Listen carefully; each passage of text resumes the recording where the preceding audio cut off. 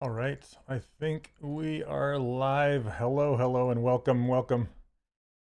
Okay, like I said, I'm nervous for this one. I don't know why. Uh, like I said before, I think it's a little bit of the imposter syndrome, you know, because before we get started, I'm just gonna say, as long as my career has been, I and how many characters I've built, I have not really dug into anatomy very deeply. I've just kind of used a lot of reference. Honestly, I when I run into trouble, I look for a reference and I use that, and that's I suggest and advise that's what you do. But over the years and working on Infinity and working on other characters, I've slowly built up kind of my anatomy knowledge. And I've come to find out there's no better way to learn something than to teach that thing that you're trying that you're trying to learn. And I have learned so much putting this together, and I'm excited to share it with you. So, welcome everyone. Yeah, we have a lot of people watching. So, and we're going on YouTube this time instead of Zoom. I think there's a lot less lag. And please I'll be looking at the chat and looking for questions, but please kind of hold them until the question breaks, because I'm going to record this. Well, I am recording it, it's recording now, but I'm going to edit it after the fact and then upload it to the course. And it's good to kind of keep the chatter down, and then I'll just kind of push the questions in this. Yeah, so hopefully that answers your questions moving forward. And with that being said, let's get started. All right. Let me switch over to my screen view. Can you guys see this? All right. And hello everybody, welcome. I don't know if I said welcome or not. Like I said, I'm nervous, so my brain's kind of all over the place. But okay. So let's get rocking on this. Get back over to my notes here. I gotta put the chat over here. I gotta organize some stuff really quickly. Okay, here we go. All right. So, stylized anatomy. This has been something that I've been wanting to cover since I first recorded the course 3 years ago, more than 3 years ago. So this has been a long time coming. I apologize, and I thank you for your patience. This is awesome. Oh, this makes me laugh. This is mine. I didn't go grab this from the internet, and so I wanted to start out with a laugh, and kind of like we did last time, and kind of using this as an example, saying, have you ever made a character and you've thought, it was okay, but you didn't really know what you did wrong. You're just kind of noodling around and munging stuff, and maybe you ended up with something like somewhat like this. I'm sure what you ended up with your first try was way better than this, but and then you go and you post it on social media, right? Hoping to get some feedback, right? And people online are just like, yeah, go learn anatomy, right? Go learn anatomy. And you're just like, well, that really doesn't help me. Go learn what? Go, that doesn't help. So this is what this challenge is all about, is to help you learn that anatomy, to help you kind of make sense of how everything works, and get into it. So yeah, you like the red wax and the dark shadows. All right. So, of course, we've all been there. We all start somewhere, right? We've all been there. And that's why I'm presenting to you today the Stylized Anatomy Blockout Challenge. I'm excited for this challenge. I can't wait to see what you guys do with it. So this week's challenge goal is to block out one or more superhero characters without memorizing tons of complex anatomy. Yeah, that's key, okay? By once again using primitive objects to block it out. Okay. we are going to be building upon last week's Saturday morning cartoon challenge. I've already taught you how to block out a character. So the technical know-how of blocking out with primitive shapes, I'm not going to cover in this challenge. You should already know that. So we're building upon that. And also, I'm not going to demo how to block out a character, although I will include demos with this in the course later on. Okay, some by some of the students, some by me. There will be examples of people blocking out in real time, but that's not what today's webinar, if you call it a webinar, is about today, okay? And I'm gonna be simplifying the complex. Now, I have a story about this model. When I first met Ryan Kingsland, he was at Comic-Con at a booth modeling this character in ZBrush. And I was just absolutely blown away. That if you want to learn like crazy, complex, detailed anatomy, I suggest learning it from Ryan. One cool thing about this model is it ships with ZBrush. I'll show you where it's at, where you can grab it. But it comes with the full skeleton and, as you see here, all the muscles. It's crazy. So if you want a good reference that you already have in your copy of ZBrush, it's already in there. And it's right there. But we're not going to be going this complex, okay? We're going to simplify this, and we're going to go stylized. And so the biggest thing as people are blocking out characters with the anatomy in mind is how many shapes do I use to do this? You know, that's like the biggest question. How many shapes? How detailed should I go? Should I go this detailed? Well, no, of course not. But the goal is to only use as many shapes as you need to in order to describe your character's forms. Now, emphasize your character or the character that you are modeling, okay? You just need to put in as many shapes as you need. You don't need any more, you don't need any less. And you're like, well, great, how much is that? These shapes are there to help you move to the next step. That's the goal of this, is to kind of break everything down, simplify it so you can move on. That's the whole goal, okay? It's not to, let's figure out if I can put as many possible shapes in there as I can.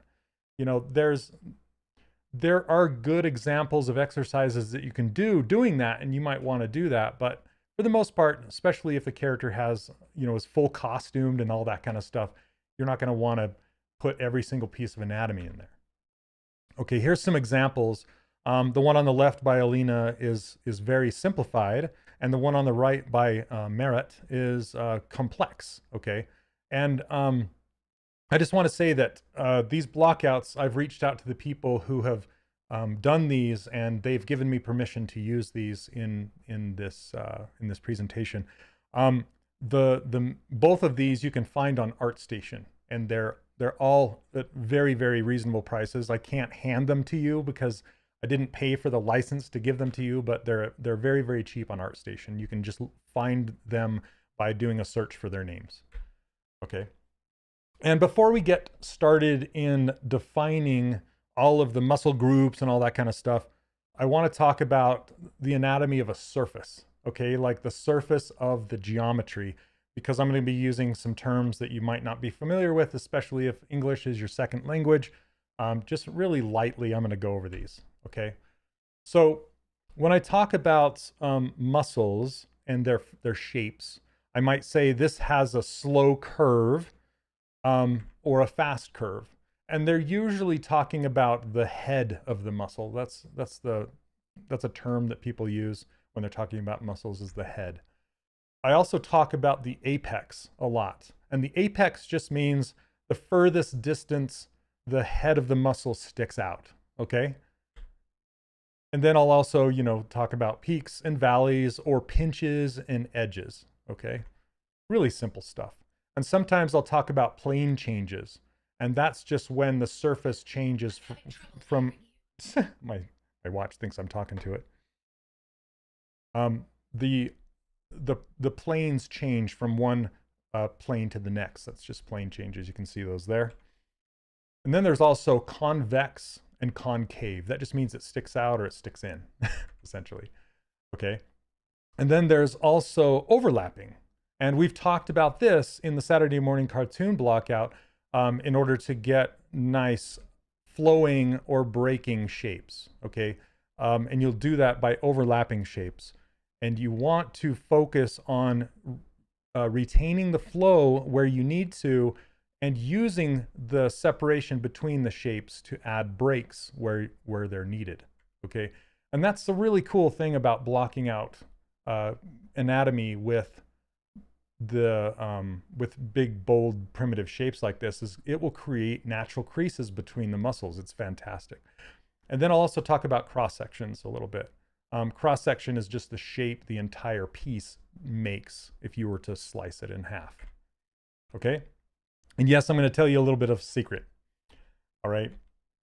I don't have all the muscles memorized. And honestly, I never will. I'm going to be completely transparent. I'm not a doctor. I'm an artist. I only know what I need to know to get the job done. Okay? So that should be a big relief to most of you.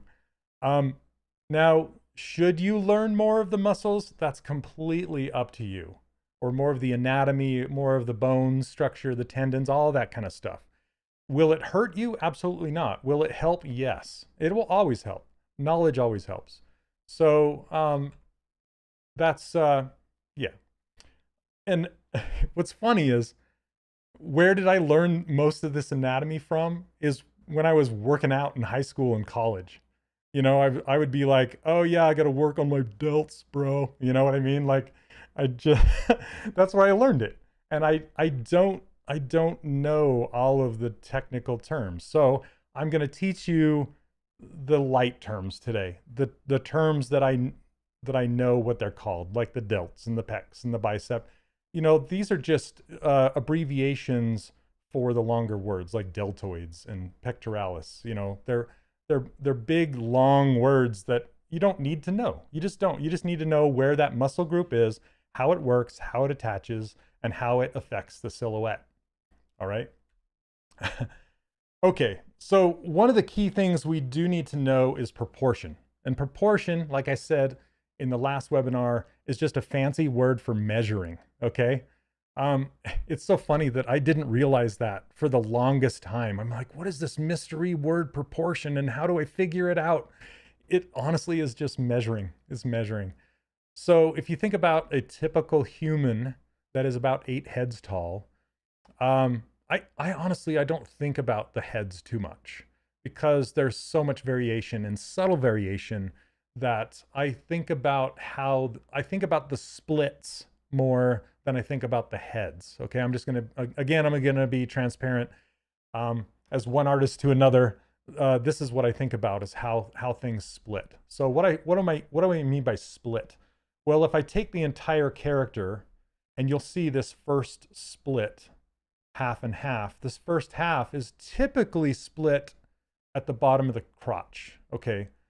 But not always, not always. Sometimes, and this is something that you can push, sometimes the legs are not exactly half.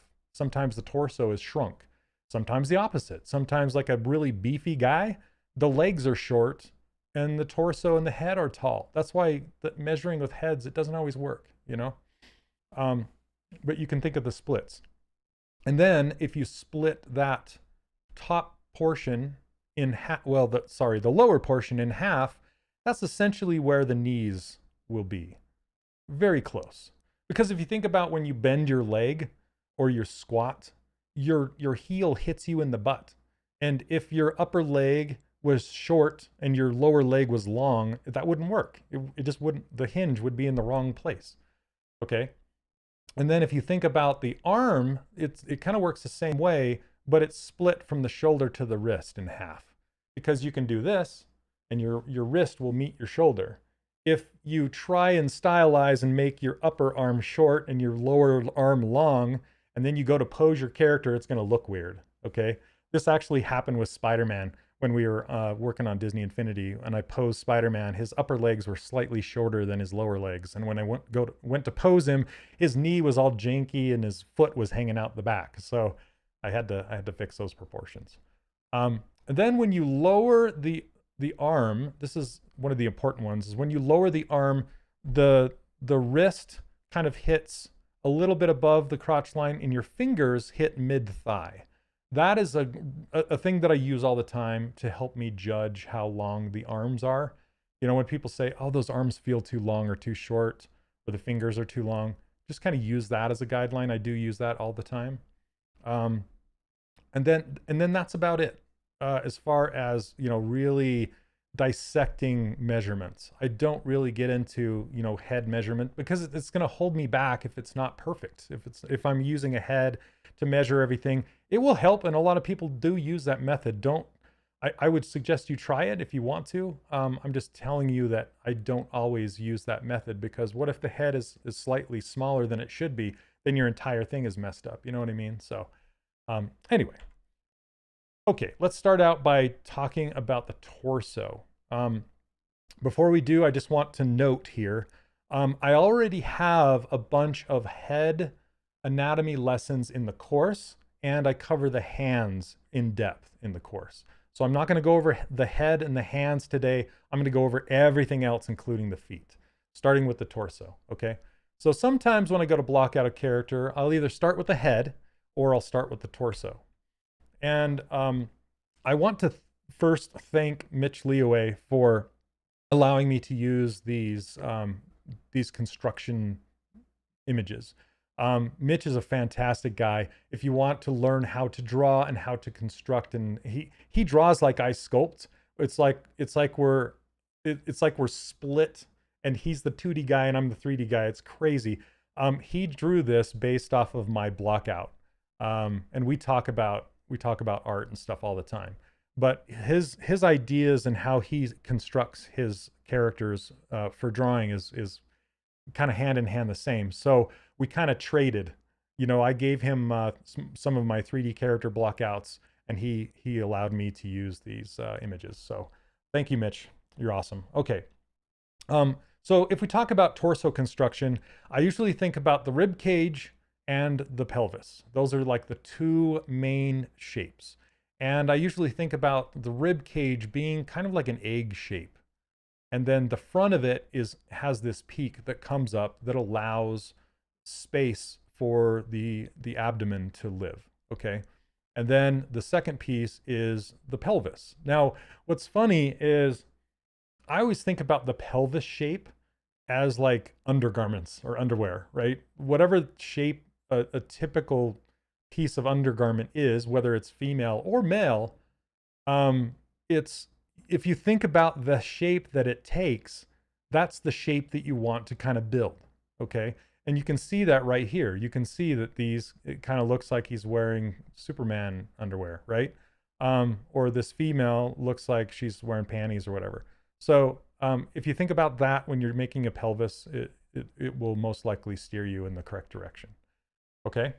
Now, one thing I do want to note about torso creation, and I'm going to try this. I got a brand new tool that I want to try, and it's this drawing tool that I don't have to snip and sketch anymore. I can draw right on the surface. But essentially, you can see how this rib cage is rocked backwards, and the pelvis is rocked forwards. Right? If you think about them as cubes, as squares, can you guys see that okay? And a lot of people, when they construct a torso, they will construct it with the rib cage upwards like this and the pelvis like this. And then they'll try and connect the two, and it just doesn't work as well. So try and think about rocking one backwards and one forwards. Okay. All right. So the next thing I like to think about when I'm making a torso are the bony landmarks. And the bony landmarks are kind of measurement guides to help you populate all the muscles across the structure that is the skeleton. I'm not going to talk about the skeleton too much, other than like the rib cage and the pelvis. I'm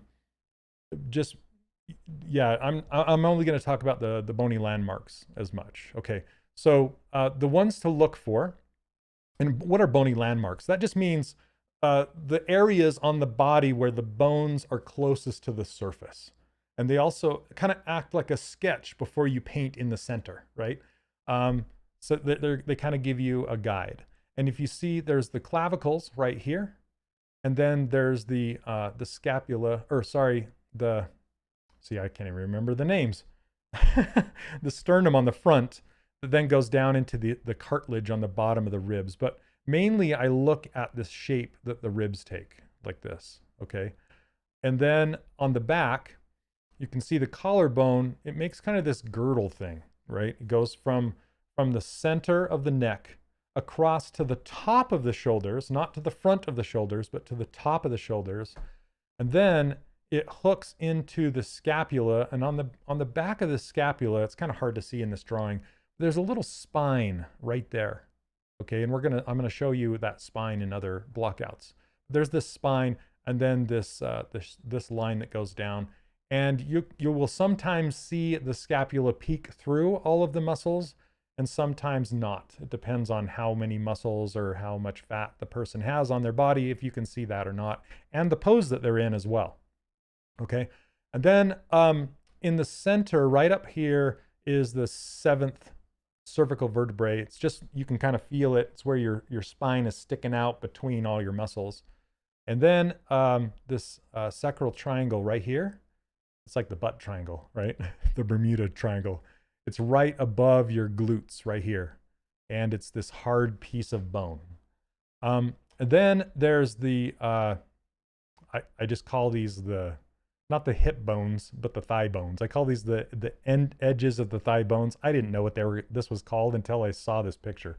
But anyway, that's where your thigh bones will, they're closest to the surface. And they're just kind of a roadmap to get you, to get your pelvis muscles sounds horrible, in place with in how to tie your legs in. Okay? Okay, now, like I said, there's simple and there's complex. Yes, it is EpicPen. Okay, there's simple and there's complex. You can either, like I said before, you can block out as many shapes as you need to define the form of your character, and you can make it as simple as possible. Now, if you're trying for speed, simple is better, but it's a really good practice to at least block out one character with full anatomy, not full anatomy like the Ryan Kingsland one, but full like I will show you coming up, because you can put this stuff into your simple blockouts. Okay. Like you can just kind of sketch this stuff into your larger shapes, and I'll show you some examples of that moving forward. But if you just want to block out a simple human character, all you really need are the pelvis, the rib cage, and the delts, which are the shoulders. Okay, these deltoid pieces. That's all you really need. That's enough to define the silhouette and the forms and the shapes that you need. Okay, but you can take it further and go complex, especially if you're going to be doing any superhero characters or any characters where you're going to see some of the muscles or some of the anatomy through the clothing, that kind of stuff. You're going to want to know how all of that works. Okay, so I'm going to get my little handy dandy pen out again, and we're going to talk about these muscles and how they not necessarily how they function, but how they live. Okay, starting with the pecs. The pecs live. That's your chest muscles. They live. They lay right on the rib cage, and they tie in right here, and they go this direction and point and tuck up underneath the deltoids. Okay, and the deltoids. I don't know why this is not solid, but the deltoids, I didn't talk about these yet, but they tie in to the collarbone, and there's 3 of them. There's one on the front, one on the back, and one down the center in the middle. Okay, and they hang off of that collarbone and they go down in this direction. We'll talk about them more when we talk about the arms. Okay, maybe I can change color. This is a bright color. Okay. Okay. And so the pecs lay on the rib cage, and you can see the rib cage, and that is a stylized choice that you can make, is how big of a peak it can make right here. Okay. So it can have a shallow peak like this, or a tight peak like that. And just look at the concept that you're following and kind of, work it out that way. And then underneath the ribs, you have your abs. Okay. So the abs, and I'll show you some more examples later on, because this is kind of a broad generalization of them. There's 6, but there's actually 8.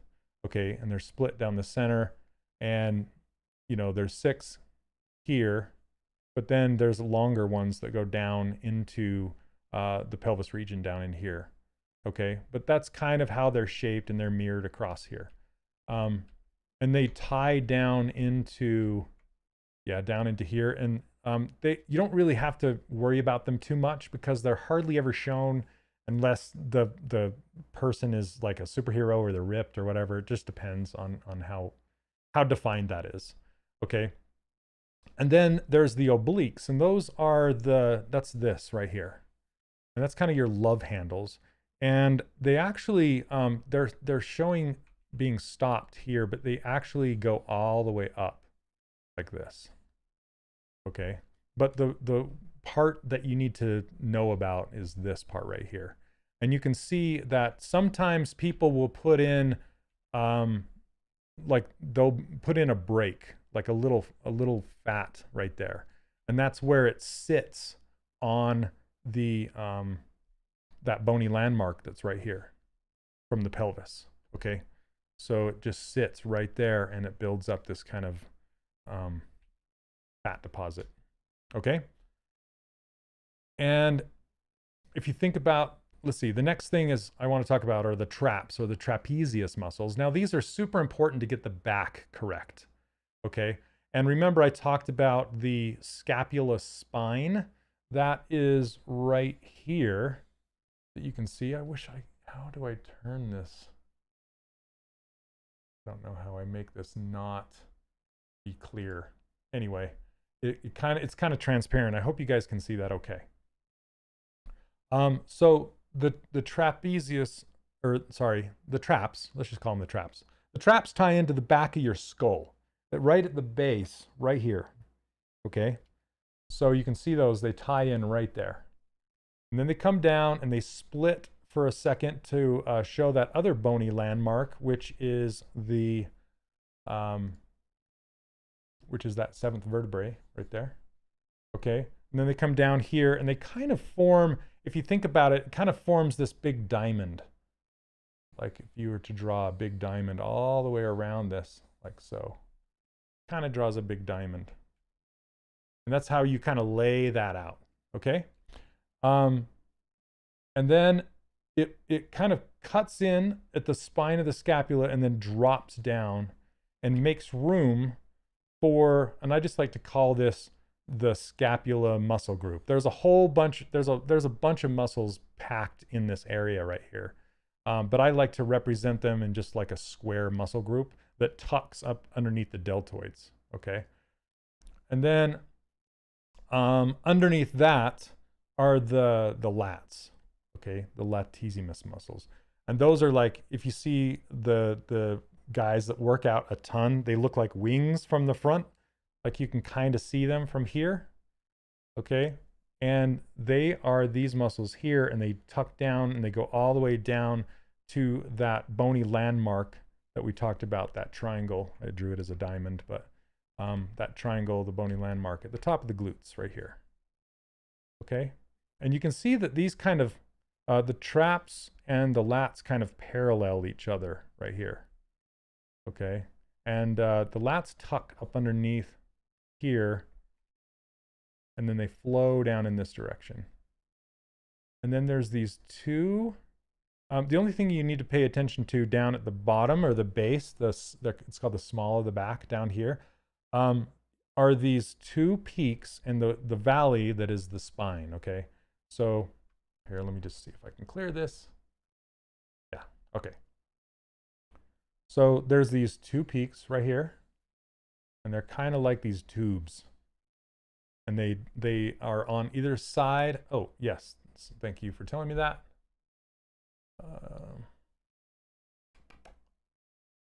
Sorry, 1 second. Oh, I'm on drawing mode.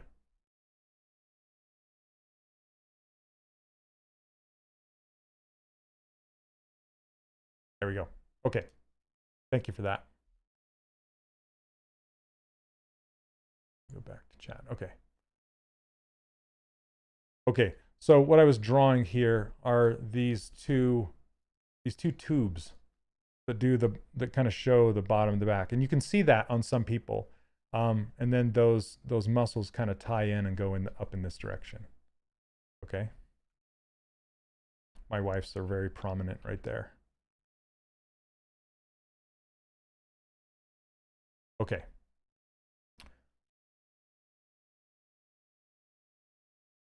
And then,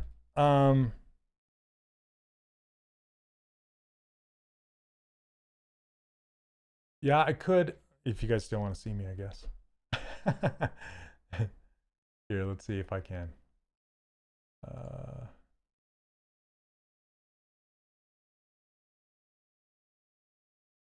Like right up there. I think there's some make myself smaller. Okay, we'll try that for a minute. All right.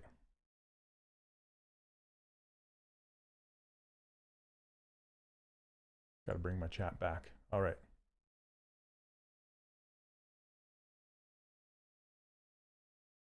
Okay, now there's something that's missing here, which is the serratus. Well, let's talk about the sterno. And that's such a huge word. I don't, I always get tripped up and I call it the neck muscle. You know, the neck muscle, the big thick neck muscle that it originates from behind your ear and goes down and meets in the center of your neck right here. Okay, that's the sternocleidomastoid muscle. And it ties to your clavicle right here. And then from the side, you can see that it goes straight like this. One thing I see a lot of people do is they'll kind of hook it like this. And that's not how it goes because it's under tension. Especially if you're turning your neck one side or the other, it's under tension. So it needs to be straight from the front, straight from the side. Okay, so be thinking about that. And then, let's see, I'm trying to remember. And then the serratus are missing on this model, but they are typically these really small muscles that just kind of live on the side right here. And I'll show you some examples of those, there's kind of a handful of them, and they just kind of tie in right down the sides right there. And you really don't see those unless somebody is super low fat, like they have 0 fat on them, then you can see it, okay? But, okay. Sorry, I'm still trying to get used to this, this thing.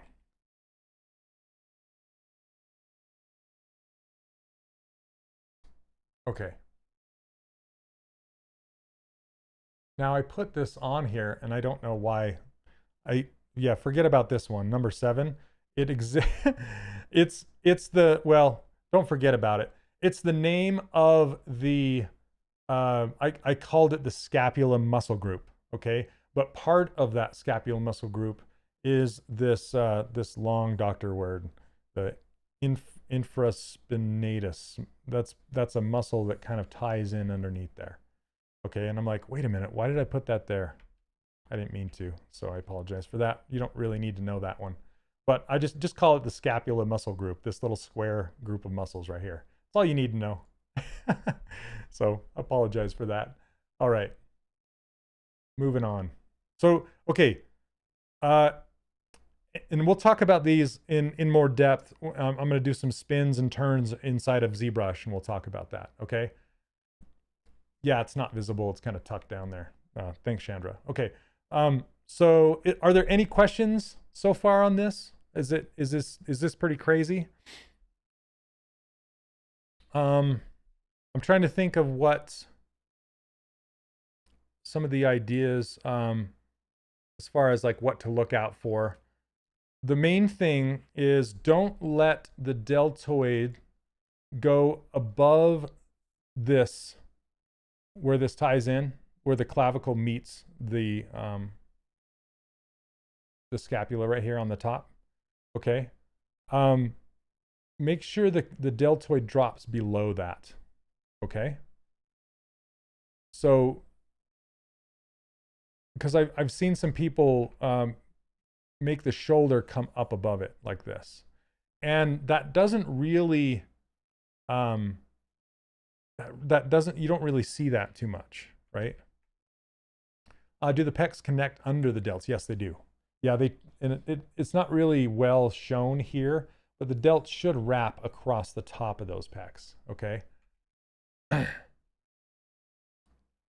Yeah, James, it is overwhelming. That's why it's like this was really difficult to figure out where to place in the scheme of things.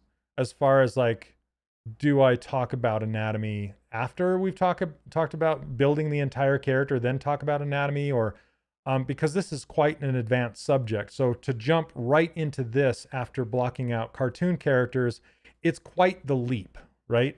So that's why I'm trying to simplify this as much as I possibly can. And you'll see a whole bunch of examples I'm going to show you moving forward of all of these things in action. Okay. And it should clear the air a little bit. And also think about these things in the nicknames rather than the full doctor anatomy terms. That really helps me out, right? Okay. And then to stylize some of this stuff, here's some stylization things that I think about, okay? Like where to put my edges. I'll usually put an edge on the corner of the deltoid right here as that turns, okay? There's a plane change right there. Sometimes I'll put one on the bottom of the pec right there, okay? And just make sure it's not perfectly parallel, that you're thinking about thin to thick, okay? And then sometimes I will put one across the top of the rib cage there. And I won't very often put one here or in the abs right here. This is kind of unique to this character here. I find it interesting because it's fun to see how other people stylize anatomy. Okay, and James is saying, question, are you going to talk about simplified anatomy for superheroes where they still have the muscles like this but more simple? Yes, but you kind of take it, I'm trying to take it as far as I would ever take it, and then you can either include or not include as much of this information in your character as you want to. Okay? Okay, so hopefully that makes sense. Also, I want to talk to you about the silhouette, okay, of this torso. So if you notice coming down from the head, the volume in the back, it's widest in the chest, okay? Right from here to here is the widest. And then if you keep going down from here to here, it's also, I mean, it thins out, especially in females, here to here. And we're going to talk about the difference between male and female coming up. But you can kind of see how that whole thing is formed, the silhouette and everything inside it that makes that up.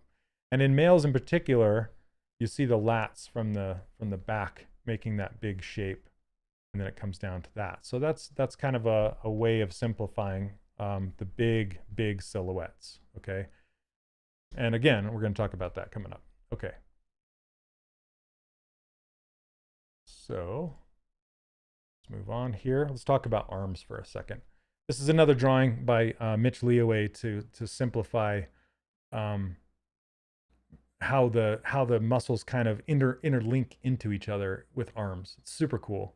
The first time I saw this, I think it was in an Anatomy for Sculptors book, which I highly recommend you pick that up, Anatomy for Sculptors, or at least do Google search for it. It's really great stuff. And this is the first time I thought about linking these things together. So these are like the deltoids and the bicep tricep combination, and then the forearms, the extensor muscles, all in here going down to then again the hand twisting the other direction. Okay. So that's a really fun way to think about it. And then we're going to get into this too, but this is also another fun one by Mitch, how he just kind of shows the difference between male and female. You can have females that have more muscles, and you can have males that have less. Okay, but this is just kind of a typical thing that you'll see in, especially in drawings and design, is you'll see more musculature pushed in males and less in females. Okay, and we're going to talk about this construction and where all these things live. Okay, so let's talk about simplified arm construction. Okay, if you're just going to block something out simply, an arm out simply, you'll just want to block out the deltoids and the upper arm, just this piece right here, and it would just include both the bicep and the tricep, and then this lower arm piece, which includes, there are so many muscles in your forearm, it's incredible. But we're just going to break this down into 3 different muscles, and then the hand, of course. Okay, and again, we're not going to be talking about the hand during this webinar because there's already hand instruction in the course. Okay, so if you're wanting to do just block out something simply, these are the only pieces you need. Honestly, you don't need to go in depth and break them down any further than this. Okay, but if you want to, and you want to start breaking it down and getting super complex, I'm going to talk to you about that. Okay, this is as complex as I would ever take anything, and I probably haven't even come very close to this. Okay, but this is fun. It's fun to break it down this much. So let's talk about the deltoids again. We'll just work our way down. So the deltoids, these muscles are kind of shaped like, let me see if I can draw them. If you're from the top looking down, they're shaped like this.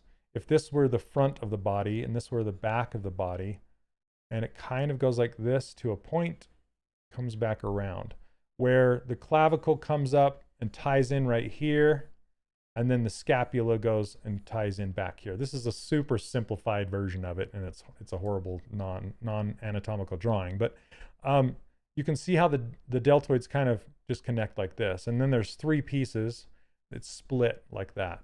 There's a front, a middle, and a back, okay? Just represented by this one single piece.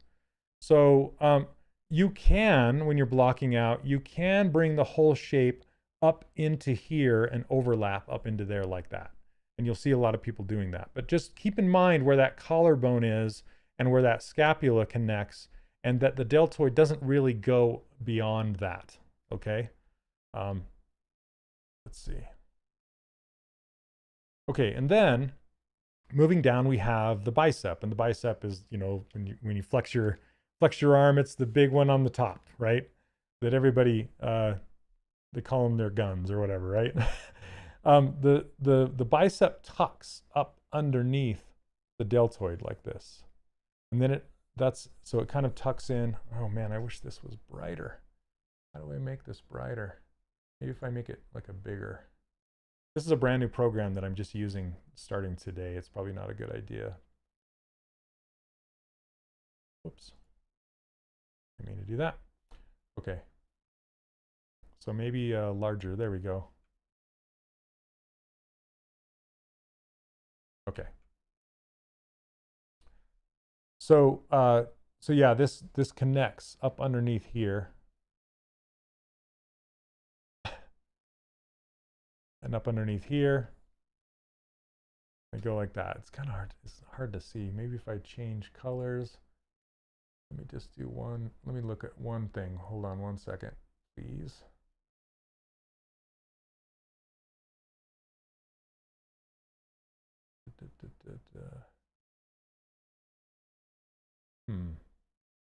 Sorry, I can't see if I can go opaque with this. If I do Control Z on it, then it goes opaque.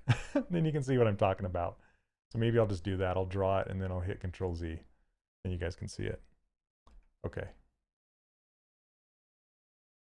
All right. And then it tucks down in between these two like this. And this is one part that a lot of people get wrong. Okay. Because what they'll do is they'll just make 2 big shapes, one for the upper arm like this, and then one for the lower arm like this. and it won't overlap and won't connect very well. It'll look like the sausage thing that we were talking about last webinar, right? It'll look like one of these things. And that's not how the arms go together. Instead, what you want to do is you want to do your bicep and tricep coming together like this. Then from behind it and around it, the forearm is like this. Okay, so it makes more of that shape as you're blocking it out. Okay, and another thing with the deltoid has a peak on it. Let's get a different color. It has a peak that points down in between the bicep and the tricep. Okay, the tricep is the back one, the bicep is the front one. There we go, you can see it now. Okay, so you can see that right there, how it tucks in. And so you just kind of want to aim that arrow down the side of your arm. That's what I do, is I try and aim that deltoid arrow down the side. Okay, now something with the bicep that I try and do is I don't really peek it out like that. I don't just make it one big turn. Okay, what I usually do is I bring it out and then I make a slow curve and then a fast curve at the end right there. Okay, and you can kind of see it right here. This Marat has put it in there. Okay, and that is kind of how that muscle peaks. And that's essentially all there is to the bicep right there. It's this teardrop shape. Can you ask, will this slide be available in the workshop site? Yes. Okay, now on the back, this tricep right here, it's really interesting because it ties into the elbow and the elbow tendons. There's a band of tendons, so here's the elbow here. There's this band of tendons that goes up and it kind of is shaped like this. Okay, here maybe a little shallower on this arm. And then there's kind of this horseshoe shape that goes up and around that band of tendons. And that's kind of the head of that muscle. It kind of is shaped like this. In this instance, it's shaped more like this. And you can kind of see how it's a big plane, right? And that's kind of what I think about when I think about the the triceps, is this plane and how the elbow kind of, those tendons drive themselves right into the back of it. And then the rest, the triceps are split into two pieces, actually. This is representing both of them. There's one piece here and then one piece here. And so it's kind of made up of two pieces on the back there, but I always make it as one big piece. And then they're all tied. It's like ties down into here like that. Okay, so I remember, it's funny talking about this stuff because I remember when I first learned that. I was working on Xena Warrior Princess, and I remember making my tricep just a big thing like this. And I remember my art director going, "That's not how a tricep goes." And he drew it for me, and he's like, "It goes like this." And I'm like, "Oh, okay." And then from then on, I knew how to make a tricep. So anyway, and triceps are super interesting, and it's what makes up the bulk of your upper arm too. Like, for example, you can see it from the back right here. Okay, and sometimes the biceps even thinner, and you can see more of the tricep back there. So don't forget to work out your triceps. Okay, now moving on to there's this little muscle, and I honestly don't know why Marat included it, but I had to look it up. This pronator teres thing, this little tiny thing right here. So it's just this little extra bit that he put in there. I thought I'd call it out. I've never blocked it out, but it's in there, and that's what it is. Kind of ties into the elbow and then tucks up underneath here. Okay. Well, let's talk about a bony landmark of the lower arm. Okay, the lower arm, it really only has one bony landmark, which, well, it kind of has two. You have the elbow, okay, and then it goes all the way down your arm. You can feel it. If you rub your fingers along the bottom of your arm, you can feel your ulna right there. And you can see it right here. Okay, that's kind of the bony landmark of your arm, and it ties into the back of your wrist right here.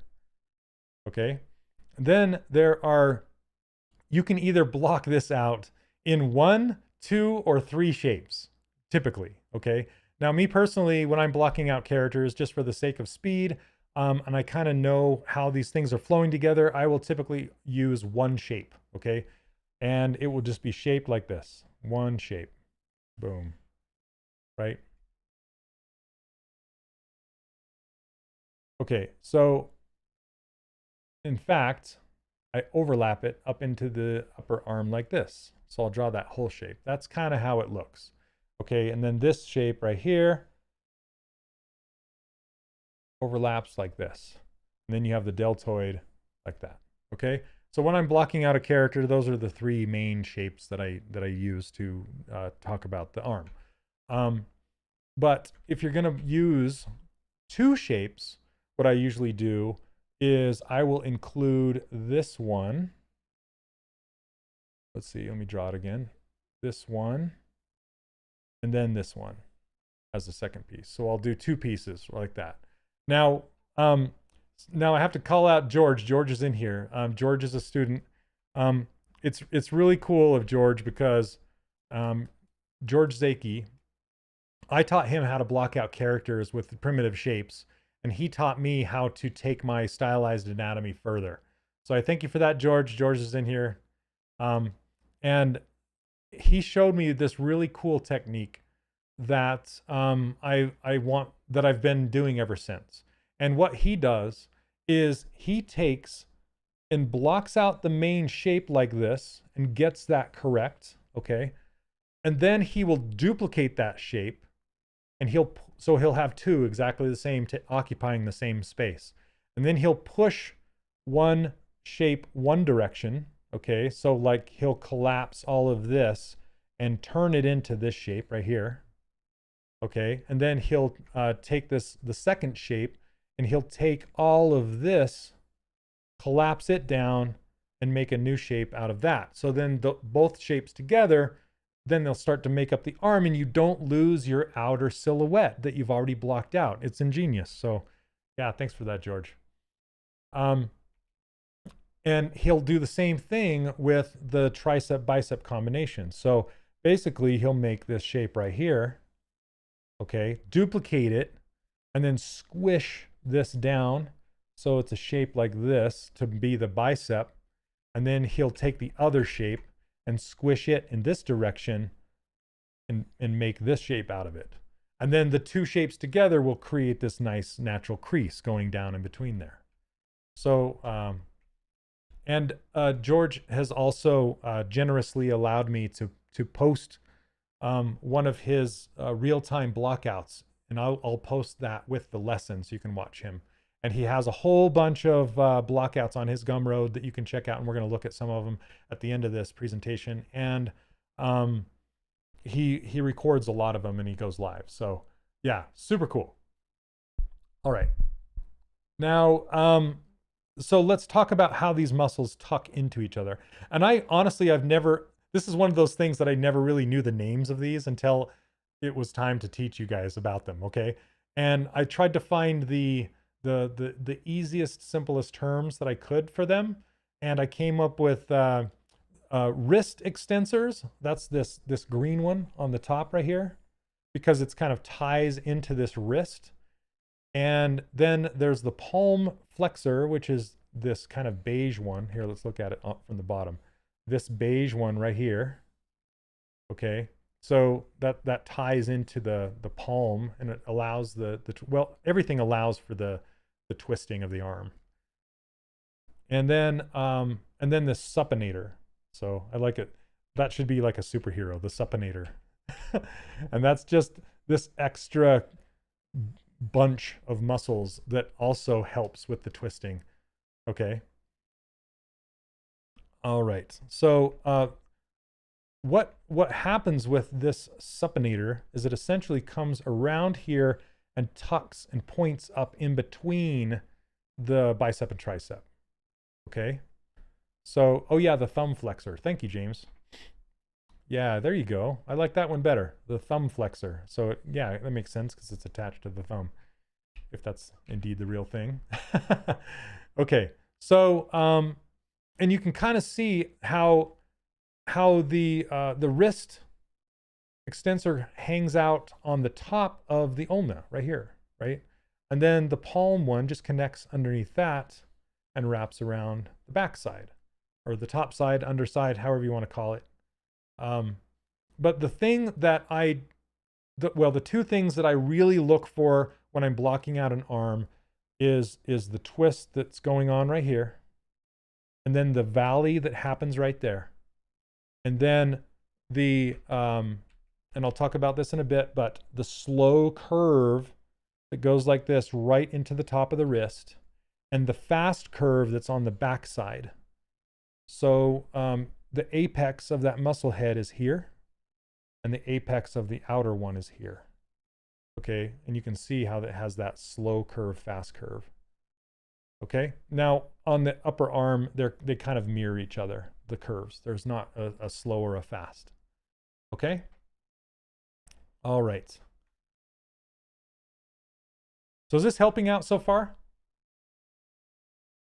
I'm wondering, I'm moving on, and I'm wondering if this is helping out. Let's talk about the legs. Okay. Legs are very similar to arms, just a little bit bigger, and they hang off the bottom. Okay. All right. So let's talk about the design of the legs. Okay. I talk about straights versus curves all the time. Okay. And I didn't really talk about the straights versus curves here because they're so bumpy lumpy. But one thing I want to talk about is, well, I did talk about the curves here, but this is essentially straight, and the curve stuff happens on this side. It's kind of harder to do with the arms. Okay. And this side is straight, and this is curve. Okay. And straight and curve like this. That's kind of the rhythm you get. Okay, thanks for the feedback, guys. Appreciate it.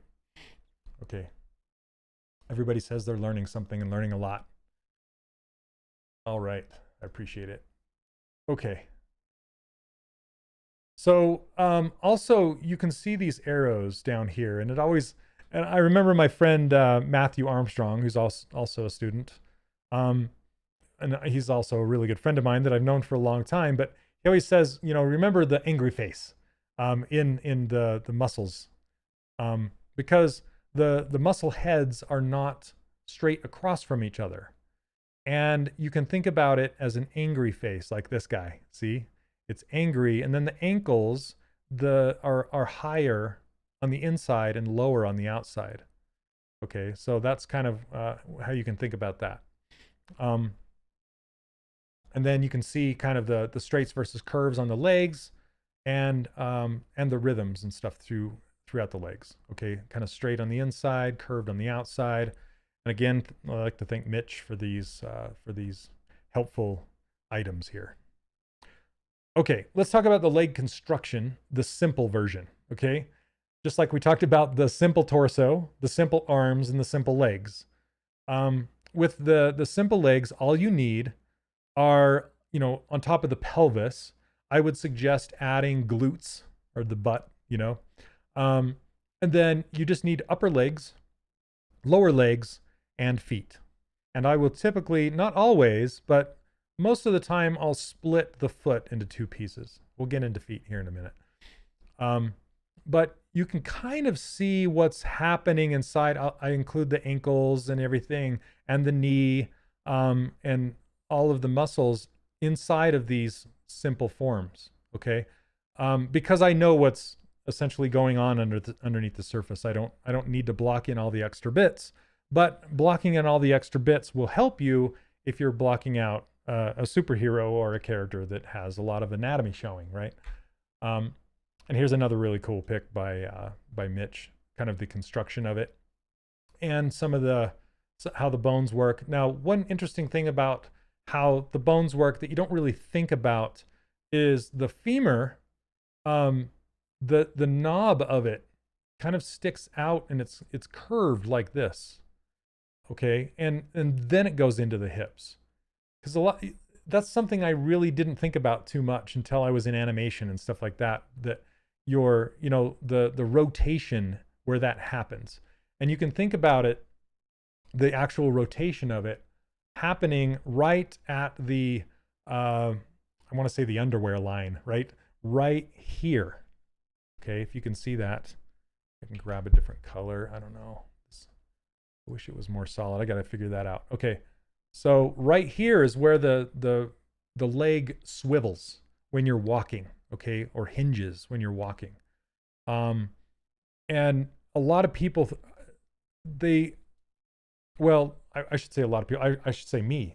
When I used to think about legs, I used to think about it like up in here for some reason, and that it hinged like this, like straight across for some reason, but it's actually on an angle. So again, as long as you think about the pelvis making that underwear shape, so getting this diagonal line right here, that's all you need in order to be able to pose this leg. And that will give you a guideline as far as your costuming, as far as how your leg bends, all the stuff going into the hip, right? Or the where it bends right there. Okay. And then you have your knees, and then the rest. We'll get into that next. Okay. Come on, next. There we go. All right. So this is the complex version of the legs, kind of like we did with the arms. This is the complex bit. All right. Now you can see the glutes hanging off the back here. One thing that I didn't mention about the glutes, and I'll talk about it in a bit, is one thing I see a lot of, well, yeah, I'll talk about it in a bit. But what I was going to say is in the bottom crease, like the butt crease, I'll just go ahead and say it. When people block it in, a lot of them just leave the big round shape, right? The big round sphere that you put in there in the first place. But what happens is the lower crease where it connects with the leg isn't necessarily a smile like this. You only really get that smile crease, butt smile, when your leg is being folded backwards and it's making all of the fat in the glutes like puff out, right? That's the only thing that makes that smile. When you're standing straight and neutral, it almost goes down. Not to say in a frown, but it kind of goes down a little bit. Okay.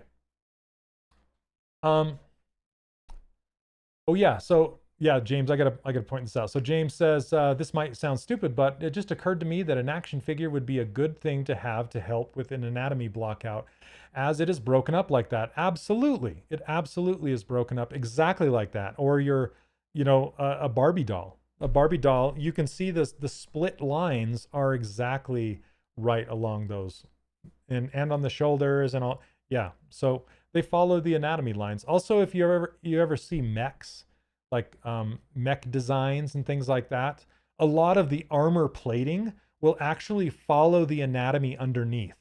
Not always, but a lot of the times it will. And it's kind of fun to see. And you're like, hey, that's like calf armor, right? So anyway, okay, that's another thing to look at. So let's talk about the front of the leg first, this big yellow muscle. And this is actually making up 3 muscles. So if you want to take it even further, you can look up some reference and divide this up into even more muscles but this represents a whole cluster of muscles, and it's called the quads. And it hooks into that bony landmark that lives right here. Okay, that's the top of the pelvis. I'm trying to remember what it's called. Maybe you guys can help me out. But that bony landmark right there, and it ties right into that, and then it kind of swoops down in this direction. Okay. And then it ties down into, it actually goes further and ties and connects into the shin bone down here. Okay. And then on both sides like this. Okay. And there, like I said, there are more in here. There's like 3 in here or more. I think it's called the quads. The greater trochanter. Thanks, Adrian. Okay. So so that yeah, and what I was going to talk about is, well, I'll get into the peaks, the apex, when I talk about male versus female, because it's pretty important. And then you have your knee. This is the bony landmark of the leg. And just like the bony landmark of the arm, where you have the bone going down the back, in your lower leg, you have the bone going down the front, your shin bone right here, right? And that's the thing closest to the surface on your leg. And then the calves hang off the back. And the calves actually, they kind of tie in like this, and then it splits into 2 like this and goes back around and ties in like this. Now, so this big bulbous thing is representing 2 muscles that split. And then back here are your hamstrings, and they're represented by a whole bunch of muscles back here. And then, like I said, your calves tuck up into there like that. Now, again, we have some overlapping happening. So you can see that these calves go right up into here like this. Okay, and then the hamstrings, which are on the back, and the quads, which are on the front, they overlap and they tie into each other. Okay, so like this. So be thinking about that when you're blocking out your characters, is how they tie into each other and overlap each other. And then one thing that Michael DeFeo pointed out to me that I didn't really pay too much attention to at the time, but he's like, there's this plane on the front of your shin bone right here. And just make sure that that's this flat area. You can actually reach down and feel it on your own leg. It's this flat area. So if you think about the cross section of, if you're going to cross right through here, it's shaped like this. There's this big flat area right here. Okay, it's actually kind of shaped more like, maybe if I can draw better, like, and that's your shin bone right there. That's kind of the peak. And then there's this big flat area as it goes down. Okay, so be thinking about that when you block out your character as well. And if we talk about curves, you have, again, just like the upper arm and the lower arm specifically, is you have this long, slow curve out here. And then you have this fast curve that even sometimes peaks right there. Okay, so that's kind of how you stylize it. And you can pinch it when you stylize this edge right here. You can pinch that edge.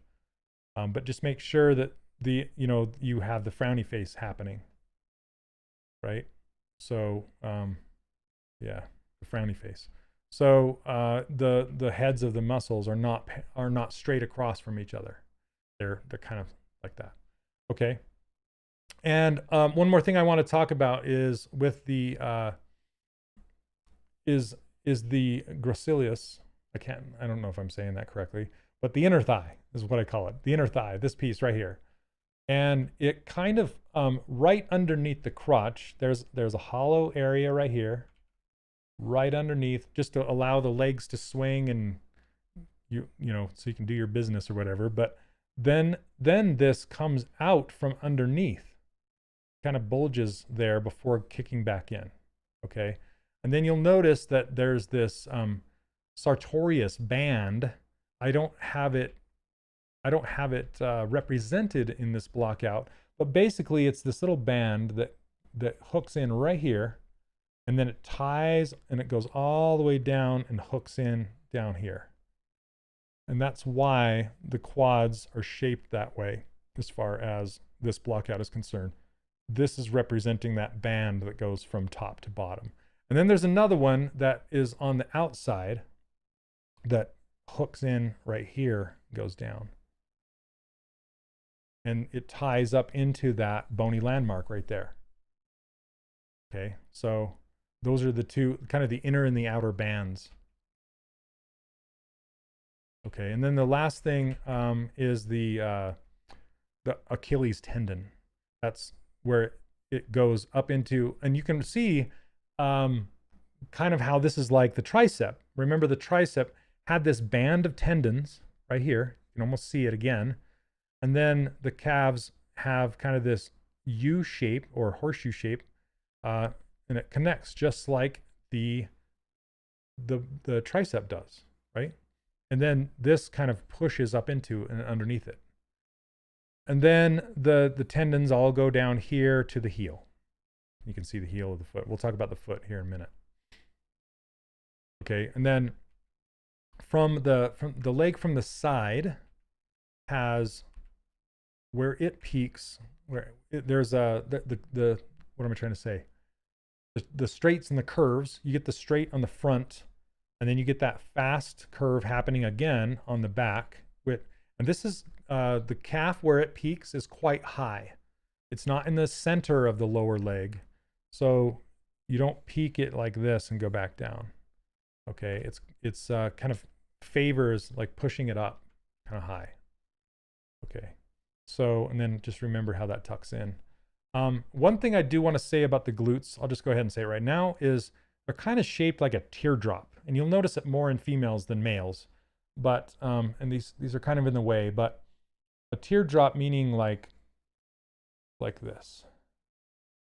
Okay, so it's not shaped like a sphere, is right? It's a teardrop. It has weight to it, and most of the weight is here, kind of the lower where it connects to the leg or where it meets the leg. So, and I'll show you a bunch of examples of both male and female where I see a lot of students will make like a bubble butt, and it's just round like this, right? It's just like this big round thing, and that's not really how it works. It's shaped, it kind of slopes, goes from that triangle, the bony landmark triangle right at the top or right at the base of the spine, which is somewhere about right here. It starts there, and then it has weight to it as it goes out. And I drew that horribly. Okay, so remember teardrop from the side. Okay, so any questions about the legs? And I forgot to ask if there were any questions about the arms. Yeah, kind of like breast shapes.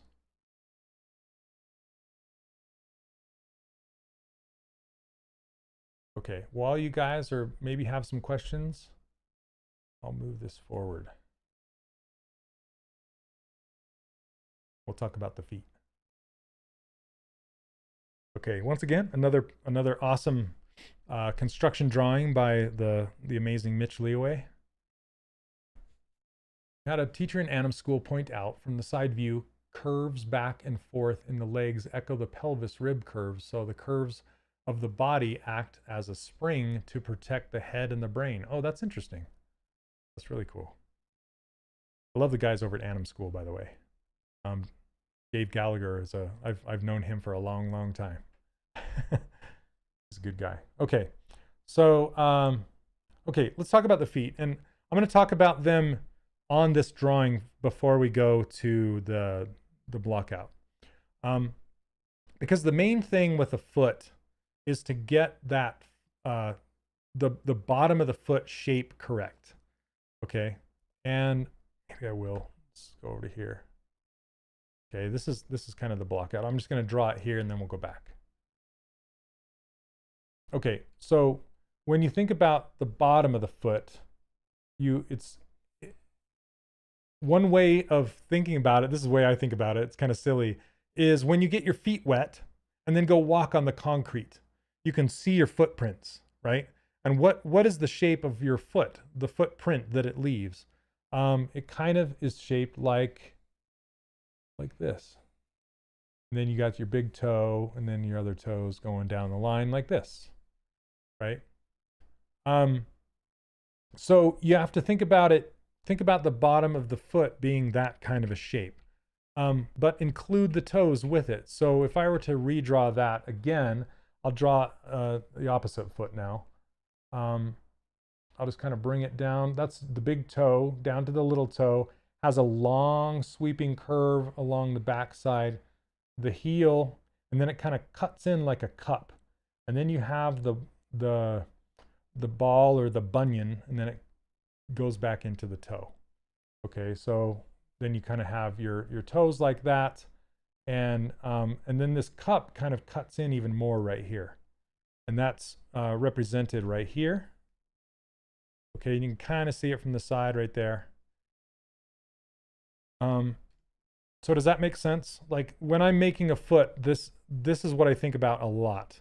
And the second thing that I think about is what it looks like from the side and from the front. So from the side, a lot of people will block out feet and they will just, like, here's the leg, and then they'll put the foot right off of here like this. Right, like here, I'll go like that. Okay, that's a horrible drawing.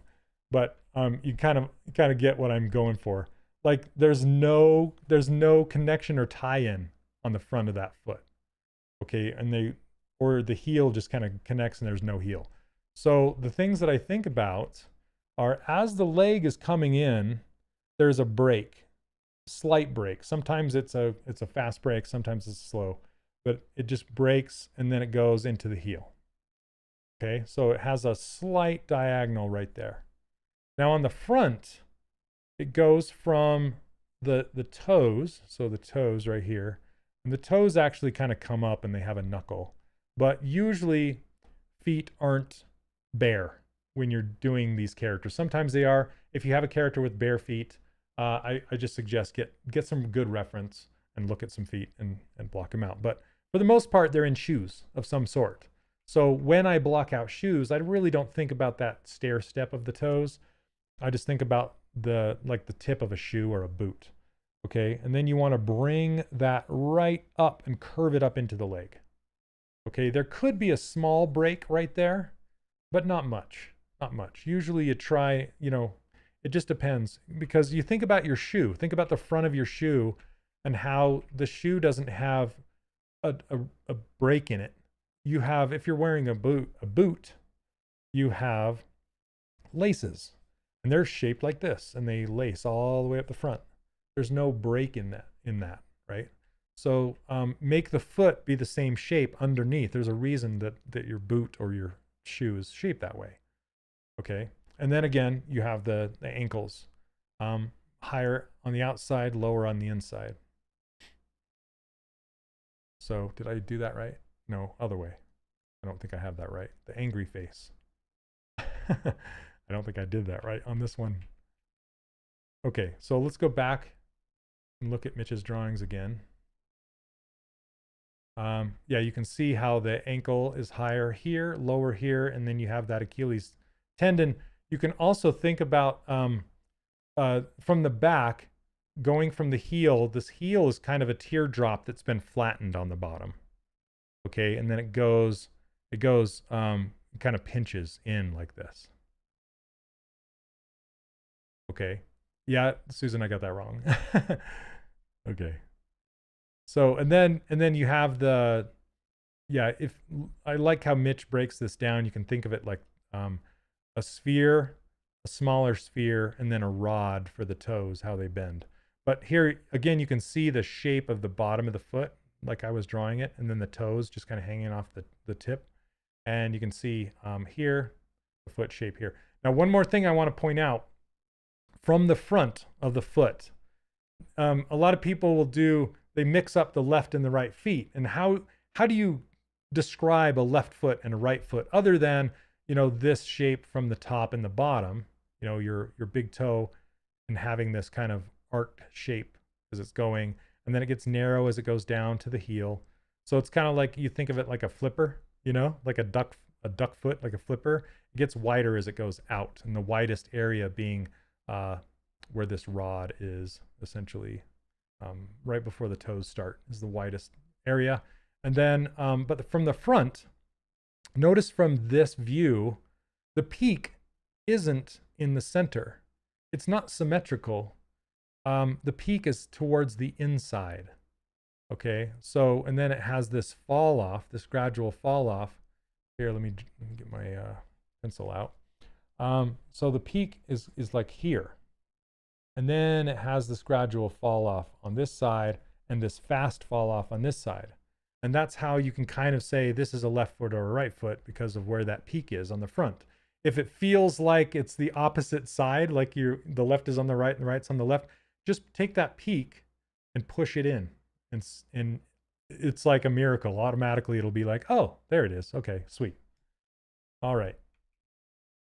So, and then with the arc, so the foot it does have an arch like this. Some people have higher arches than others. And some are flat-footed where it's just flat all the way across here. But everyone pretty much has the scoop on the inside of their foot. So like right here. I mean, you can reach down and feel it on your foot. It's like it scoops up that way. So it's like a hollowed out area.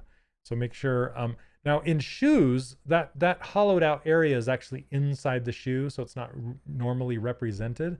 So you don't have to worry about that too much. But if you're doing a shoe, all you have to think about is just the flat across the bottom of the foot and then the shape. And then the shoe takes all sorts of shapes on top of your shoe. Okay, so hopefully all that makes sense. And my art director at Disney, he thought his idea was that the foot had just as much importance as the hands and the face. So even more so sometimes is he would nail us on getting those feet correct. So if you look at all the Disney Infinity figures, all of them have glorious feet because of Jeff Bunker, my art director. Yeah, he was drawn towards art directing the feet most of all. So I appreciate that. Okay, let's talk about the differences between male and female, other than the obvious, right? Let's talk about the shapes that things take in the different versions. Okay, so I thought this was interesting. I haven't really thought about this, and I give kudos to Mitch for coming up with this. But how he thinks about this is, then this is almost like a toy, right? That you kind of put this top on. So you have this base rib cage right here. And the idea is that the female upper body kind of has these outer curves, and the shoulders kind of swing up concave instead of convex. And the male is opposite.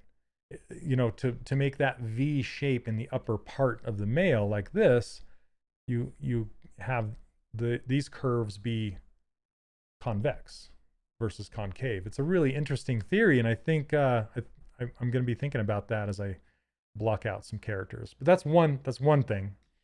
Okay.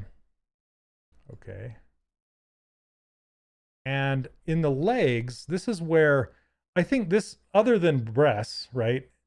This is the biggest difference maker, in my opinion, is where the apex of these thigh muscles peak from the front and from the side, for that matter, but from the front. So you'll see that on a male, the widest point, or the apex, is much lower, and for the female, it's typically straight across from the crotch out here. That's the widest point, and then it tapers on in. And then, of course, you get more slenderness and more curves.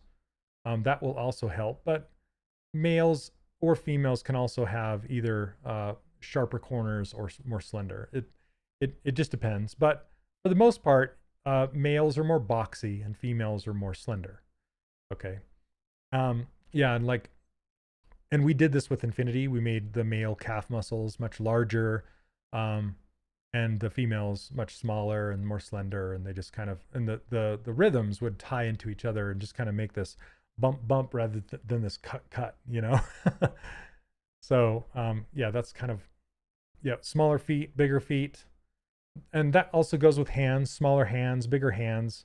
Now it's opposite with the heads. If you think about it, males will typically have smaller heads to make their upper bodies look bigger. And females will have larger heads to make their bodies look smaller. And you know, all the kind of appeal that's in the face and stuff like that. So that's really interesting as well. Okay, and I love this image. I don't know exactly who this, I think it might be TB Choi, based off of this this mark right here. I'm pretty sure that's TB Choi, but I love this simplification of the silhouettes down here, male versus female. If you think about this upper triangle right here, you know, and you can see it. You can see like the exaggerated lats. And then from where the lats connect straight down, it's almost a straight line. Almost, not quite, but it's almost. In fact, when we worked on Infinity, we tried to make that as straight as we possibly could, all the way down to where the leg muscle peaked and then went into the knee. So yeah, really, really cool. I love this. I love this drawing. And then for the females, like I said, the largest or the widest is the hips. And you can see right straight across from the crotch right here. And then it goes, I gotta point this out really quick. Just the side profile lines and where they go. So from here all the way up to here. Okay, and I'll show you this on some other examples, but and it goes down to the knee, and then again down to the ankle. There's that boop, right? Yeah, TB Choi is phenomenal with anatomy. I got to meet her at the Lightbox when, and she was so gracious. She gave me a big old hug. She's awesome. But yeah, she does some of the best anatomy out there, in my opinion. And you know, the males do have a peak, the apex right here, just a bit, but typically I try and put the apex of the leg down here before it cuts in. It just makes more of a muscly guy, I guess. And I have to go back and say it all depends really on the concept, right? What is the concept? Concept is king, and then all of this information I'm giving you is the underlying to make that concept better, or make it at least look like that concept. Okay. Also, I want to show you, remember when I said deltoids don't normally go above the point of the collarbone connection unless your arm is raised above above it. Then the deltoid will start to pop out like this. And she is actually raising her arm, and you can kind of see it like that. And the exception to that is Shane Glines, right? Shane Glines will draw his females, and he always draws them as if their shoulders are kind of tucked up into their head, and here's their neck and their shoulders are like this. So he's kind of the exception to the rule, but there's always exceptions to the rules. Okay. All right. Now, these are two fantastic examples you can get right now on ArtStation. If you look up Merit Latipov, I don't know how to pronounce his name, but he graciously allowed me to use these for educational purposes. They're done so well. Like I said, he has taken them farther than I would. And there aren't very many good blockouts out there. I'm just going to tell you that right now. Sometimes the anatomy is just off and weird, and proportions are off, and they'll steer you in the wrong direction. But I can wholeheartedly advise you to look at these for stylized anatomy reference. Okay, they're just super incredibly well done, and it's just really fun to look at the differences between the two. And again, you can see how much smaller the rib cage is in this example. If we start out like that, looking at the two, and then of course, and I haven't talked about breasts too much, but the breasts kind of sit on top of the pecs. Females still have pecs, and they live underneath. And then the breasts are they connect about here, and then they are like a teardrop. So if the chest is like this, then they come to a point, and then you have the teardrop like this. Okay, and if you look at I'll show you from the side. Actually, I have a side profile coming up. This is the side profile, and then from the front or from the top, they don't aim directly forward. They're slightly skewed outwards. Okay, from the top, and yeah, and they sit about right here on the rib cage. So it depends on the size, right? They're either anywhere between like right up against the pecs, or, you know, I'm not going to get into anymore. I'll get in trouble. Okay. It depends on age and real or fake or any of that kind of stuff. But anyway, okay. So, and as far as like hands, females have more slender hands, males have more bulky square hands. And then you can see what we were just talking about. Now, Merritt has taken and made the peaks, the apex of these leg muscles a little lower than directly across, just slightly lower, and that could be due to the legs being spread out a little bit. Yeah, Shane says the YouTube bots are watching. It's true. Okay, so but you can see that inner thigh muscle kind of coming in here, and make sure, I have to say this because I see it, okay? Make sure when you're blocking out your character that you give your character some space in the crotch, okay? I hate to say it, but I have to, because don't do one of these, right? Don't make it pinched up in the crotch. Give it some space, okay? And like, that's why I keep saying, just make it look like they're wearing underpants. If you do that, then you're good to go, okay? And here you can see, I usually give these some more space than Merritt has, but like I will block out and I will actually make these look like underpants like this. But the reason he's done that is so you can see the bony landmarks right here. You can see it here, and you can see it here. And that's where the quads are tied right into it. Fantastic. And you can see that strap coming off right here, represented on both the male and the female, and how they're shaped. And then, you know, how, like I said already, how the rib cage is smaller and the male's is more of a V shape. And then there's the obvious, just bulked out muscles, right?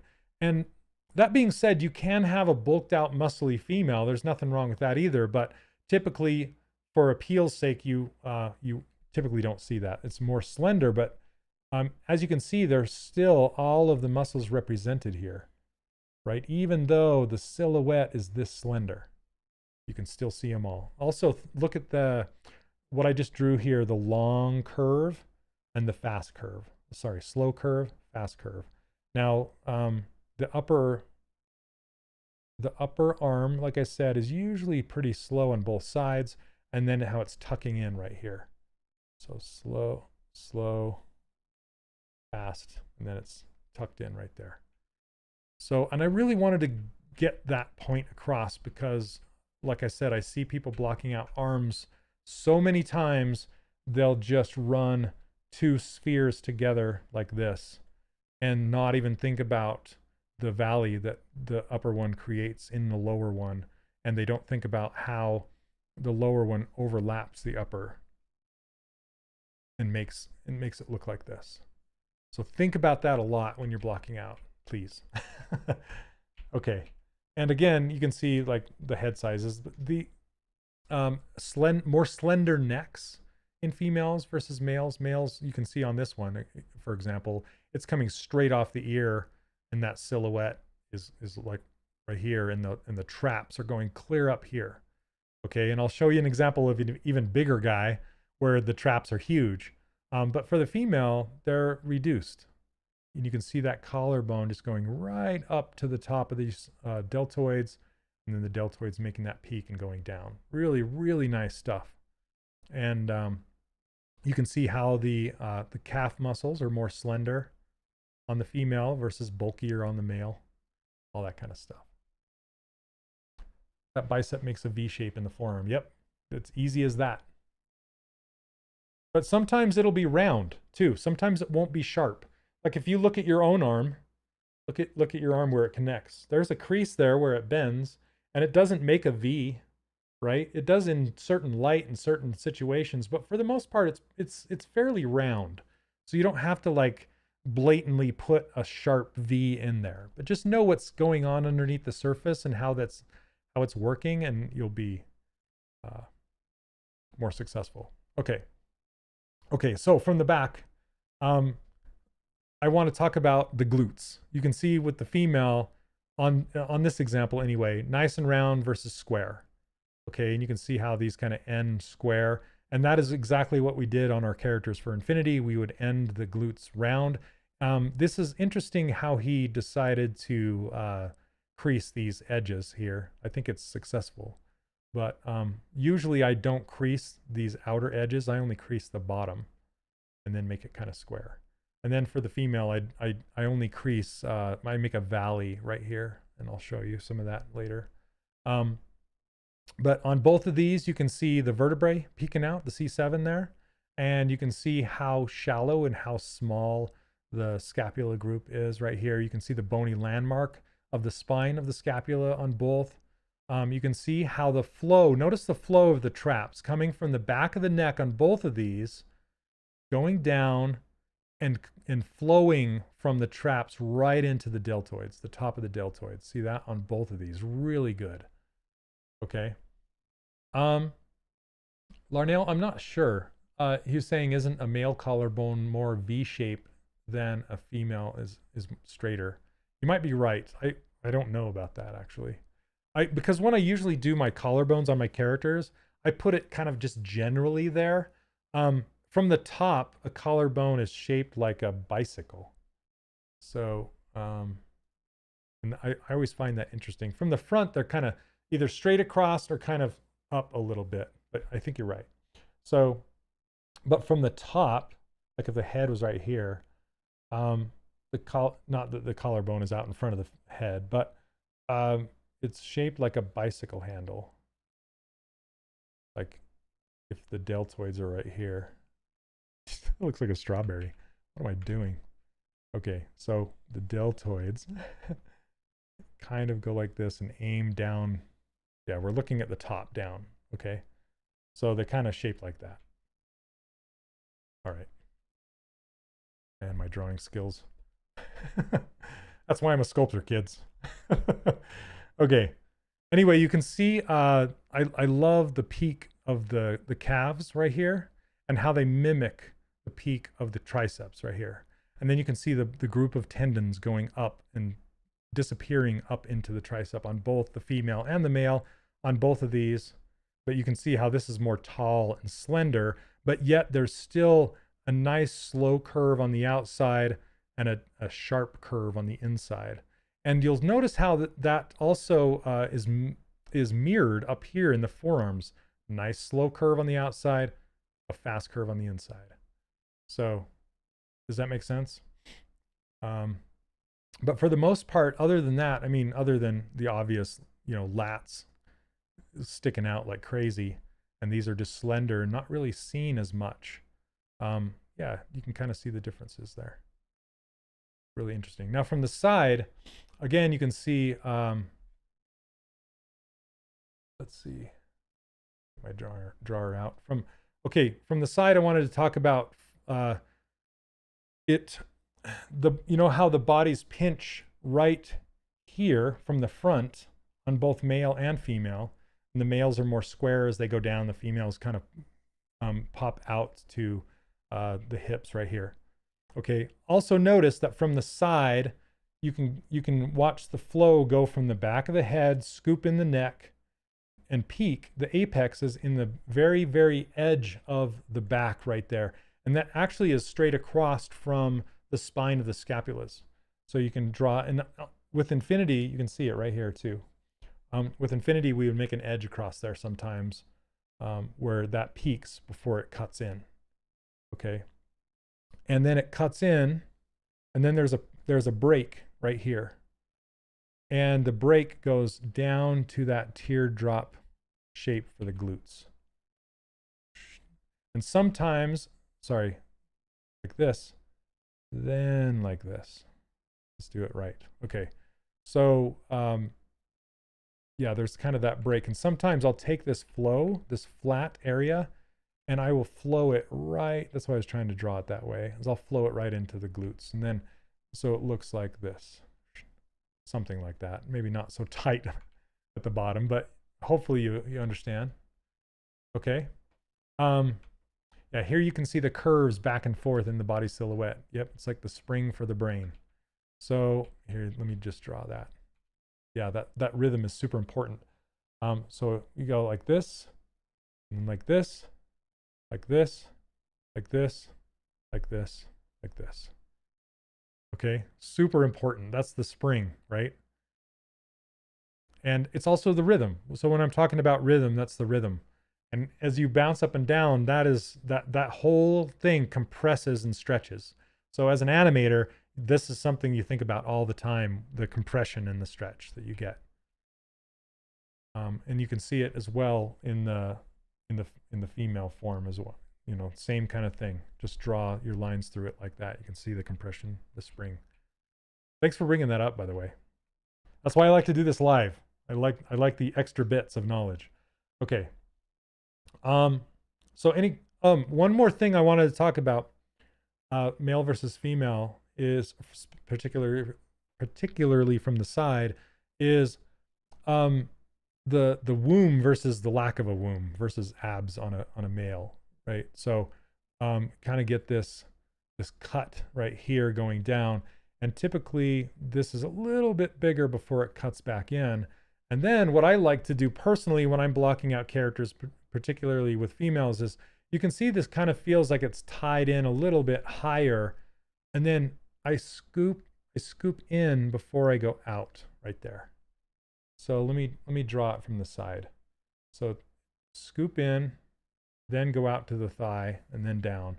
And then from here, you can kind of go out to the glute, and then down like that. Okay, and then the pelvis comes out from there, and then the back comes out from there. Does that make sense? I always think about this being, well, it's the bony landmark is here, but I think about that point in space, and that's the front of your pelvis, very front of it, of that bony landmark area. Okay, and then the other bony landmark right here, that's part of the femur, right in the middle of that leg, and that's where it swivels. Okay, and then if you think about, you know, the whole, I was trying to think about the underwear line. If you think about it, I can't really draw that from like that. There you go. That's the line I was looking for. And then straight across.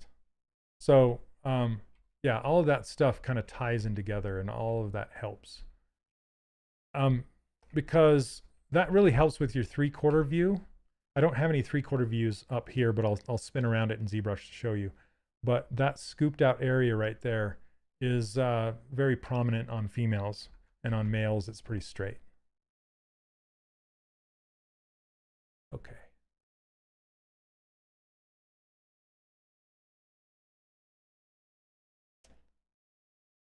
Okay, so now let's talk about exaggeration and taking the, like I don't want to say average. This guy is anything but average, but taking the average guy and making him hulkish. Okay, this is a really, really well done by Merritt. Again, as you can see, he's basically taken the head and kind of pushed it down onto the rib cage more, made the rib cage larger, and basically bulked up everything. You can almost see how he just scaled up these arms and put them higher. And then you can see how these traps are sticking out really huge behind his head. You'll see this a lot in really large superheroes, where the head will start to move down towards the front because the back will arch and the back will get huge. And that just kind of creates the hulkish shape. Okay. And then, but you can see everything is still there. And this is what I would love for you guys to do during this challenge is I want you to find a concept and see if you can kind of fill in the details within. You're kind of going to puzzle the anatomy while looking at your concept. Okay. And you can see that all of the shapes that we've been talking about, both male, female, whatever, they're here. They're all represented. There's nothing missing here. And I'm not saying you have to include all of these shapes in here, but include all of the shapes that you need to in order to define the character that you're building. Okay, no more, no less. So hopefully that helps. All right, and I want to talk about some additional resources you can go find. And those additional resources are Proko.com. Now, Stan Prokopenko is a phenomenal life drawing artist that loves to teach anatomy through life drawing, and he has a fantastic YouTube channel, and he also has some courses and stuff like that, and he's entertaining when he teaches. I love the guy. Also, Proko is a big part of why the 3D character workshop exists. So yeah, hats off to Proko. And then Scott Eaton, if you want to go completely deep diving into anatomy and memorize all the names and how everything functions, and you want to be more realistic with your anatomy, Scott Eaton is the guy. He's the goat, I guess, is what the kids are calling. Anyway, yeah, fantastic. And there's also these books called Anatomy for Sculptors that are super duper good. Recommend. They just barely released the head and the neck, which is fantastic if you want to learn more. And then there's also Mike Matesi, the guy who helped us with one of the monthly challenges. He has some force anatomy books and classes and stuff like that. Really good stuff. Also, I have a Pinterest page, and if you do a search for, I think it's Shane Olson Art, and then you find my my Pinterest, and then you look for the anatomy reference board, I have tons and tons and tons of collected anatomy that I've just, yeah, there's tons. So you could pretty much find everything you would ever need in here. So that's a fantastic resource for you. And also, don't forget about Google. Google, if you are looking for foot anatomy, just type foot anatomy, and you can even type up a specific artist if you want to look at how they broke down that specific anatomy. Okay, and I'm going to show you some examples of that now. Okay, so some of my favorite artists, anatomy artists, are Sykra. So Sykra, he when I saw this, I couldn't help modeling. I had to model this thing. So I actually started to sculpt it during Pixelogic live stream. You might have seen that. I never finished it. I never finished the feet and the hands, but I blocked him out for the most part, and he was a lot of fun. And since then, a lot of other people have blocked this out, including a student, and I'm going to show you that in a little bit. And then there's also these variations. You know, you can see different body types: older, younger, heavier, leaner. It's really, I just love to look at this. I get lost in it, and I love how Sykra simplified the joints into these diamond shapes. This is one thing I really like about this one, is these diamond shapes. So super cool. And then of course your friend and mine, Mitch Leoway, and you can obviously see how he used my model as an influence for both of these. And that's, yeah, I love Mitch. It's like we've been split into 2D and 3D. So good old Mitch. And there's also, I like these a lot. I almost used these in the main lecture, but I didn't because they were too detailed. But I highly recommend you go finding some of these Josh Reed drawings from drosh.com. Really, really cool stuff. There's a couple of them, and he goes into more detail as far as like how things connect, and talking about scapula, things like that. Just really cool breakdowns of all this stuff in simplified ways, like how the knee looks like an ice cream cone, right? This really cool stuff, and they're colorful and fun. So again, I'm gonna call out George here. This is one of George Zakey's blockouts that he's done recently, and he kind of inspired this whole challenge as well. So thank you for that, George. So this week's challenge, again, this is a recap, is to find a concept that has some anatomy that can be broken down and blocked out. So don't find a character that has so much clothing on that you can't figure out what the anatomy is doing at all, right? So this is, yeah, George has been doing it for a while. He's super good at it by now. And this is a really, really good example. And I don't expect you to block out like George does on your first go. Absolutely not at all. Just, you know, do your best, then do another one, and then do another one. And just like last week's challenge, the whole idea of this is not to take it beyond this blockout. Treat it as a throwaway again. Okay. Now later on, you could totally take this beyond this, this block out. But for now, I don't want you rushing to the details. I don't want you to render this out. Please don't render this. Okay. I don't want you to color it too much. I mean, you can add some color if you want, but for the most part, just block it out. Okay. Because we're looking at the muscles and how it all works together. And don't feel like you have to take it to this level. Even if you want to do the simple version where it's just an upper arm, upper leg, lower leg, head, rib cage, tummy, and pelvis. That's all you really need, and hands and feet, of course. But if you want to take it further and explore, by all means, please practice and start.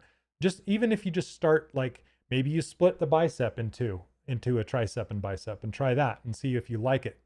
I find that I really enjoy doing the split like George does, because then it starts to lead you into finding happy accidents. Like once you split the bicep and the tricep, all of a sudden you're like, oh, I can see now how this forearm muscle flows up in between here and how the deltoid points down in between those two. And all of a sudden I have this nice overlap that wasn't there before, and it's like, oh, I love it. So, and of course the easiest choices are superheroes, but honestly, anything with stylized anatomy will work. So just as long as you can kind of dissect it, see it, evaluate, and perform that way. Okay. So I think that's the last one. We can hop over to ZBrush and check some stuff out. So let me hop back over to OBS and move my head down and turn my logo on. All right, good to go. Before we get into this next section, are there any questions? This is, whoops. Sorry, I'm trying to pull up the questions.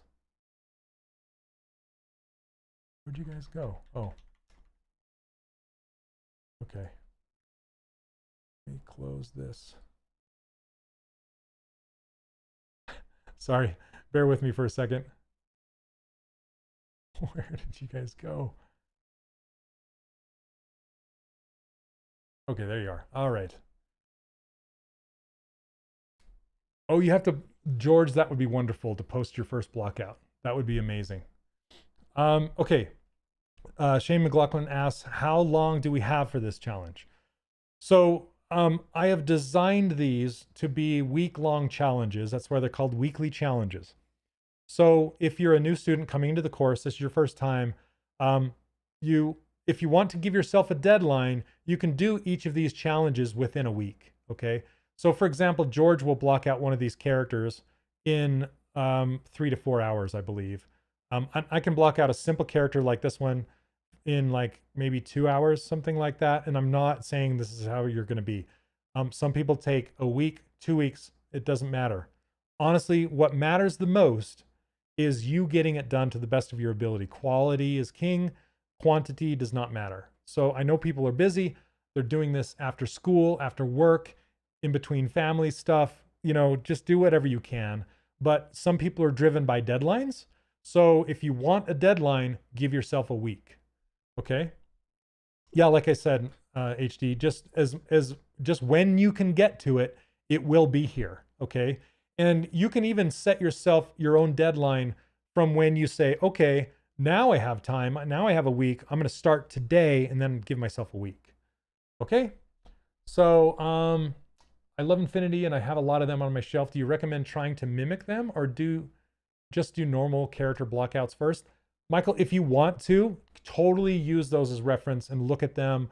A lot of these characters you're seeing are based off of Disney Infinity characters. So if you want to look at those as reference, be my guest, please. Because I know a lot of you here are fans of Infinity. That's why you're here and that's what you want to learn. So yeah. Okay. And great questions, by the way. Let me know if I missed any. Okay.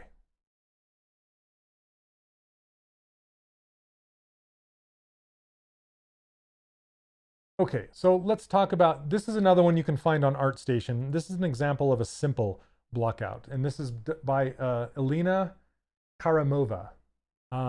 and she has a male and a female up on ArtStation that you can buy. And she has blocked these out in very, very simple forms.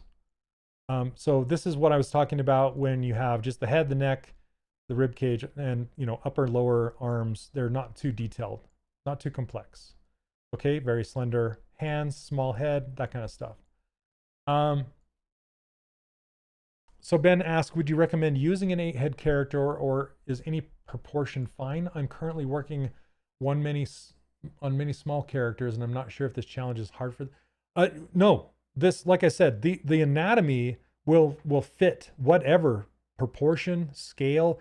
It will even fit in a chibi character. You can give a chibi anatomy if you want to. And also, once you understand how these things work, then you can start exploring into animal anatomy, like Aaron Blaze, stuff like that. And you can start to see how human anatomy mimics animal anatomy very, very closely. The bones and muscles have just been shifted and changed based off of what the animal needs to perform and do. So yeah. Anyway, this is comes with a male and a female. And what's interesting with these that I want to point out is you can see the hints of things within these base blockouts that I want to point out. So you can see there's the little hint of a collarbone right here going up in between the delts right there. So these are some other good good blockouts. They're not perfect, but they're great. They're pretty good. So you can kind of see the hint of some lats back here, the pecs right here. Like I said, the collarbone, the traps right here. Even though they're just in these big bulky shapes, they're still kind of cut in. So you can see the spine right here. Okay, and you can see the lats coming in right here and forming into the back. And you can see how this male butt is kind of squarish. And the silhouette, how this is bulky down here and it cuts in, concave, nice, long, slow curve. The flow could be a little better right here. I'm all criticizing her work. I apologize. But I'm just saying, I'm just kind of showing you better flow would help. Same with the rib cage.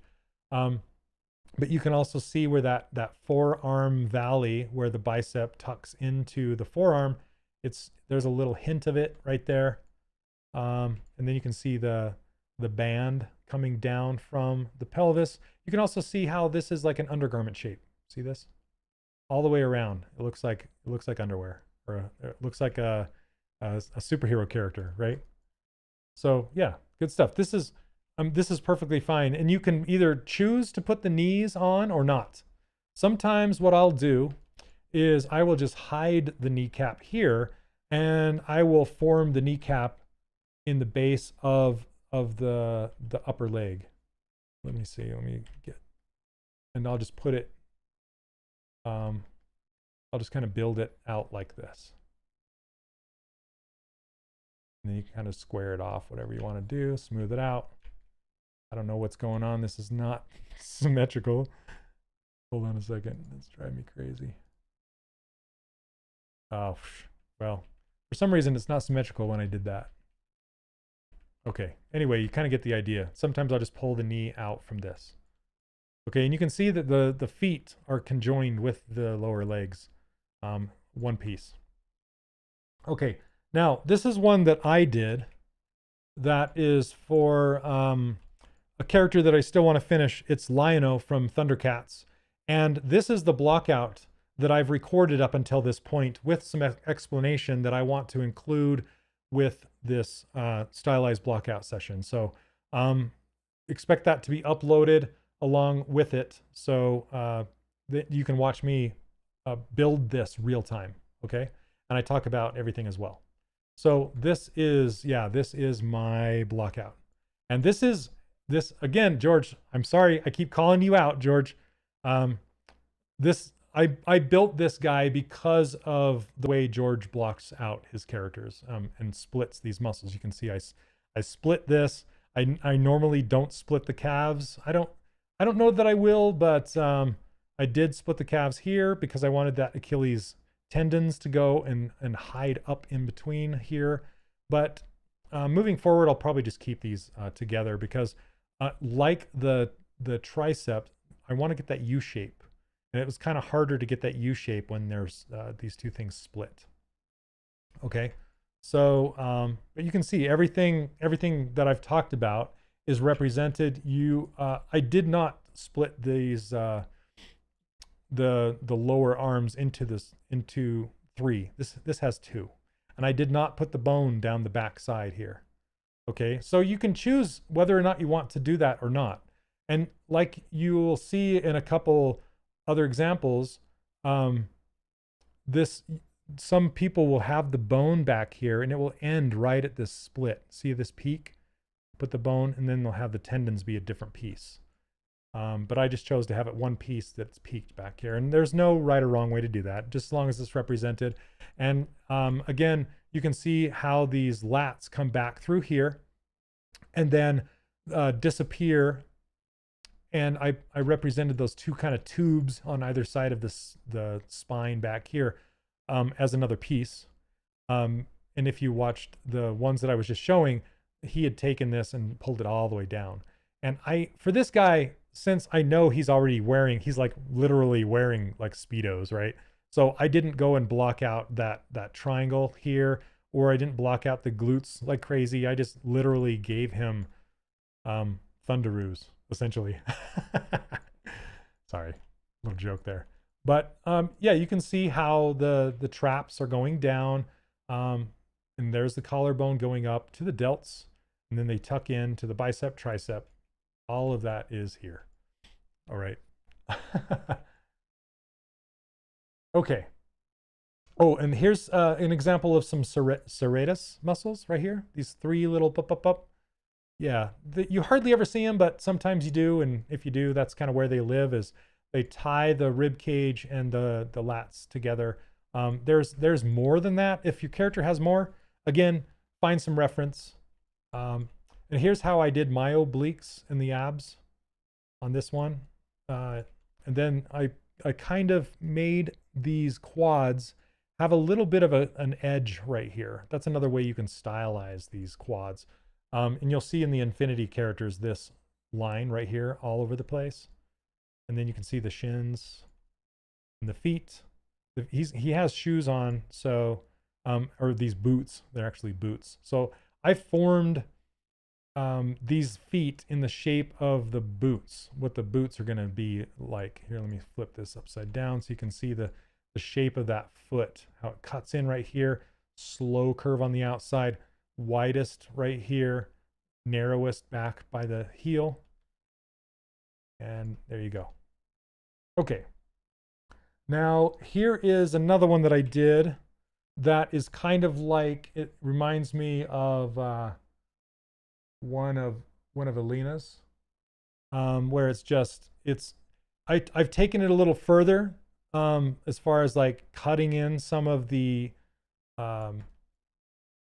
landmarks. Like I've split the bicep and tricep, but I've still kept it one piece. I split the forearm, even though I kept it one piece. I put an edge along the front of the pelvis right here. And I'm not a big fan of how I did these deltoids, but you can kind of see, because I split them down here like a toy rather than like anatomy, you know. So this is one thing that we had to deal with on Infinity, was it was like an action toy that was split right here. So we had to keep that line vertical, and it was rather difficult. But you can see kind of the cut revealing the knee right here. And then I blocked out the calves, the shin, the ankles, all of it in one shape. And then the feet in two shapes. And you can see how we have that kind of that doorstop shaped wedge of the foot. And this kicks back out and then it's flat. You can see the shape of this foot. There we go. So it's narrow, comes out, goes in. Yeah. Okay, you can see these hands. These are, if you recognize, these are the hands from the hand anatomy lessons. Okay, let's see. And then this is Spider-Man. This is Spider-Man from Infinity that I've taken to the next level. And this is what I gave Mitch to draw over the top of. But This is my Spider-Man blockout that I just added more anatomy to. When I blocked him out in the first place, I didn't take it this far. But yeah, you can kind of see this is, it's fun. It's actually fun to take a character that you may have already done and then just go in and add more anatomy to it, just to kind of see how far you can take it. It's a fun exercise for sure. And just using references and stuff like that. It's a lot of fun. And then let's see. And then this is a suit. So this is the cowboy. If you guys remember the cowboy that rides the dinosaur, this is his blockout. Super simple. He's covered in costume. So I knew that all I needed was hit the bare bones of his blockout. So the only thing I really blocked out muscle wise was his kind of traps, which are also sort of representing his lats as well. I just kind of blocked him in. The main thing I wanted was this up here tying into his neck. So it's not even tying in properly. I just wanted to kind of give myself a roadmap-ish of where I was headed with it. Same with the pecs. They're not tied in as well, but yeah, this is the cowboy. And he changed a lot. His arms are a bit too long, as you can see. So if he were to put his arms down, you can see his fingers would hit down here, and they should hit mid-thigh. Or you can say his legs are too short, whatever, proportionally. Yeah. Okay, so moving on down. Here are some females. Now, this is a TB Choi design character that I did for the Pixelogic live streams. And I wanted to show this one because you can take it even simpler, or more simple, however you want to say. I blocked out her legs in one shape. It's almost like Name That Tune. I can name that tune in one note, right? I can block out that leg in one shape. Now, the thing that you get from blocking out with multiple shapes is like I said, you get those happy accidents of the shapes coming together and causing those natural creases. So like you can see, I'm missing the crease where the lower leg meets that upper leg. It's gone. It's all smoothed out. But I'm still getting that nice natural crease where the pelvis meets the upper leg. And again, it's kind of looking like undergarments. So, and you can see that I included the deltoids. Sometimes people will do this. They'll include the deltoids in the rib cage blockout, and they'll include the traps and the pecs, everything in one.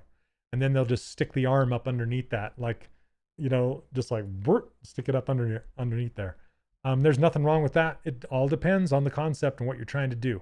So don't let the anatomy drive the art. Let the art drive the anatomy. That sounds like a Lasseter quote, doesn't it?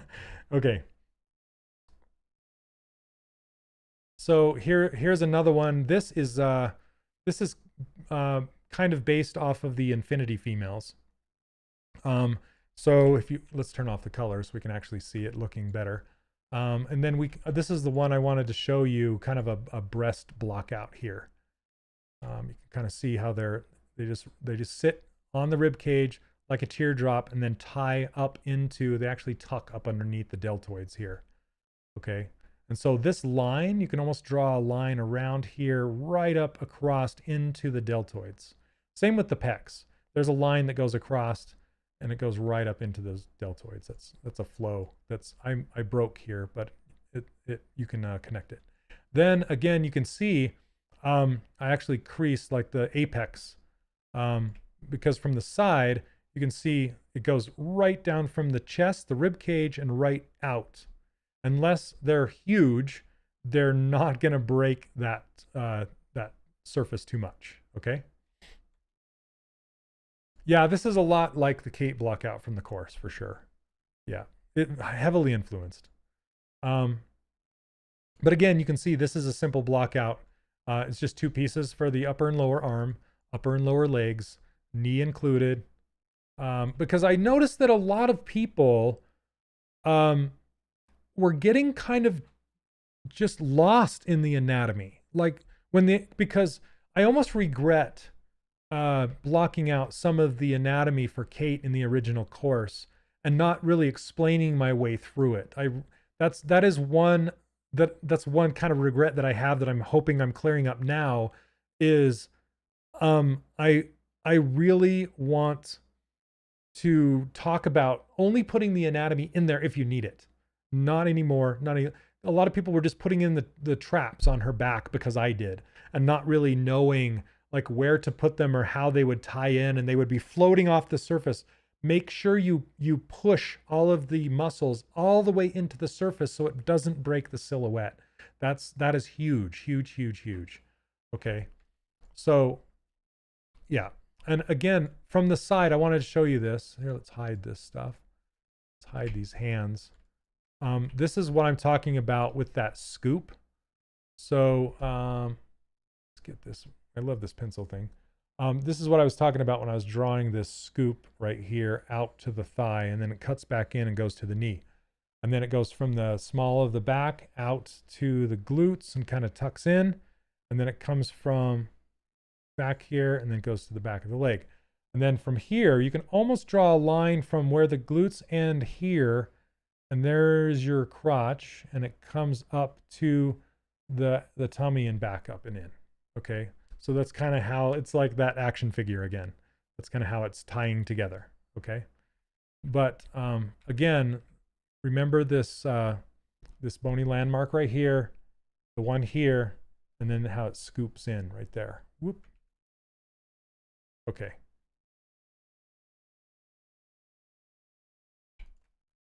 And then again, round butt for the females. This smile is going high because of the shape. But when I merge these together, I usually will feather this out. And so the crease only comes to about right here, and then it dissipates. Okay. And one thing I want to say about the back of the knee, a lot of times I will bring the back of the thigh right here in, and then I'll make it straight before it cuts back out to the calf. Same with the thigh on the front, comes in here, and then there's your knee, and it almost has this kind of cylinder piece between this shape and this shape, right? So if the concept calls for it, if it feels like it needs that long of a knee, go ahead and put that in there. Just be looking for stuff like that. I'm just kind of pointing out stuff that I'm seeing as I go through. Okay. So there's also heavier characters, right? How does that translate? And basically, instead of making muscles, you're kind of I hate to use the word inflating, but you're kind of inflating all of the anatomy, and then you're blending it all into each other. So the silhouette is broken even less.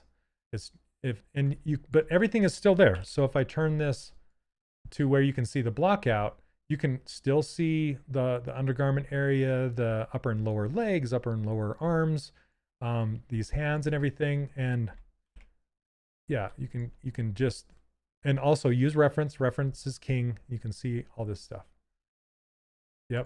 Yep, heavy, and you can still see the scoop right here, and the bony landmarks are all there. The curves, they're all still there. They're just kind of larger. They're more exaggerated. And one thing to say about heavier people is the bony landmarks are usually still next to the surface of the skin, and the fattier areas are in between those bony landmarks, and that's where you're not going to get too much fat overlapping those areas. Sometimes you will, like in the hips and things like that, but for the most part, not so much. Okay. And then this is another one that I took kind of more extreme. This is kind of I wanted to show you guys how I would stylize or push things a little bit more. And this one's just a little more musculature. I think this is Kate, actually. This might be a Kate. And then, yeah, and just different explorations that I was doing when I was blocking out females, like this little Achilles heel before I would take it up even higher. I just put a little drop of it right there. Sometimes you can put the elbow as part of the upper arm. And you can also see on this one how the bum here, hold on a second, let's hide this, is again that scoop, the abdomen coming out, the shape of the breast from the side, how they sit on the rib cage, and then the bum back here. It's not a sphere. It's not a sphere. It's a teardrop, and it kind of stems from that bony landmark here and goes down. Okay, and on this one we have more of a straight back here and a curve for the thigh, more of a straight and a curve back here. And this is a fast curve versus a slow curve. Okay. But you can see that I kind of marked the band right here, the IT band right there coming out. And I marked where the abs are. And you can see that I took the abs lower into the pelvis just to represent it a little more here than I have done in the past. And you can see how this kind of trap and collarbone triangle here is much smaller. I also want to, I keep thinking about these things while I'm describing. This area right here is quite hollow. So there are a few more muscles in there that stretch and span across from the neck that allow your neck to turn. But for the most part, there's a hollow area there. And there's also, if you run your finger past your collarbone, there's a little hollow space right here because the pecs tie into this collarbone right here. And then the deltoids tie into the collarbone right here. And there's a little gap between those two muscles and you can feel it. It's pretty crazy. Okay. Let's see what else. And then you can take it even more extreme. This is, can any of you guys guess who this is? I'll give you a hint. You can see her behind me right here. It's it's from Who Framed Roger Rabbit. It's Jessica Rabbit. This is very, very extreme. So super, super small waist, very tiny ankles, wrists, large chest, very, what's interesting to me is Jessica Rabbit is very thick from in the rib cage from front to back, not just the breast, but front to back. Pretty crazy. And looking at this, this is just a blockout, but her head is wrong and the neck is wrong. I need to push that neck and lean it a little further forward. And anyway. But you can kind of see how, and one thing I have to say about this area right here, sometimes people will stylize it like this. Okay, like I've done here. Sometimes people will stylize it like this. Okay, and leave no space here. Just look at the concept and how they've interpreted that and make sure you mimic it and make sure, you give it some space if it needs or not. Another one is how people will interpret hips. Okay, sometimes we got the save going on. Okay, so let's see. Let me go back to this. Let me get a different angle right here. Now, sometimes people will exaggerate. Let's go down here. Hip here, hip here. This really isn't a good one to show it on. Okay, let me go down, and then it kind of goes like this. There's 2 points, and that's because it's the pelvis inside, right? The pelvis bones. So sometimes there's 2 peaks before it goes down, not just going from, big, long, gentle, nice, majestic curve, right? Okay, yep. Hip dips. Yeah, sometimes you'll see them right there. Okay. And it depends on the person, depends on how heavy they are, how their structure is, all sorts of stuff. That's why concept, reference, all that stuff. Okay, and one more thing I have to say, now that we're looking at the 3/4 view here, 2 things. Again, make sure that you're thinking about that scoop and as it goes out like this. Okay. The iliac crest and the greater trochleander, I can't even say it, which is here. And that's what makes that hip scoop. Yep, you're right. Okay. But in the back, you can just make sure you're not doing one of these. I mean, it just depends on the concept, but don't make the butt come clear out here from the 3/4 view, and or even worse like that. I see it a lot. So make sure you look at your character from this angle, and you're still getting that nice smooth radial turn. Okay, and also sometimes glutes will push in from the sides. So let me go around the back here, and I kind of have it here. See how that's being pushed in? It's like a butterfly shape. Okay. So it kind of looks like a butterfly, like that. Okay. And then sometimes you'll see the pelvic bone sticking out from underneath here sometimes. Okay. And again, there's that hollow area, comes out and then goes back in there. And then again, the widest part for the females is the apex is here. Okay. All right. Let's see. Now these are the ones by Merit, and you can get these again from ArtStation. Okay, I just wanted to show you these in their full glory, 3/4 views and all that. These are super well done, very, very well done. So if you want to study these, I highly recommend picking them up on ArtStation. So there's that one. There's this big guy, really awesome.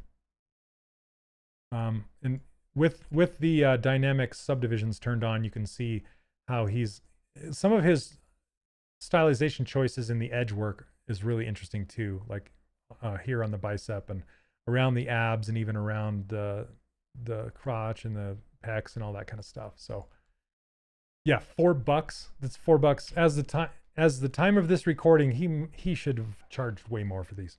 $4 on ArtStation. Holy cow, that's a steal. Okay, and here's the female. Very, very nice.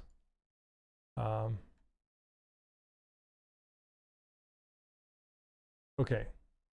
Yeah, so show him your love, please. Yeah, it'd be awesome if you had a wave of student purchasers. Okay. Now this one is not available, unfortunately. He's thinking about making it available, but this is by a guy that I've become friends with recently. He goes by the name of Dynamau 3D. And that's DINAMUUU 3D, 3 U's. Okay.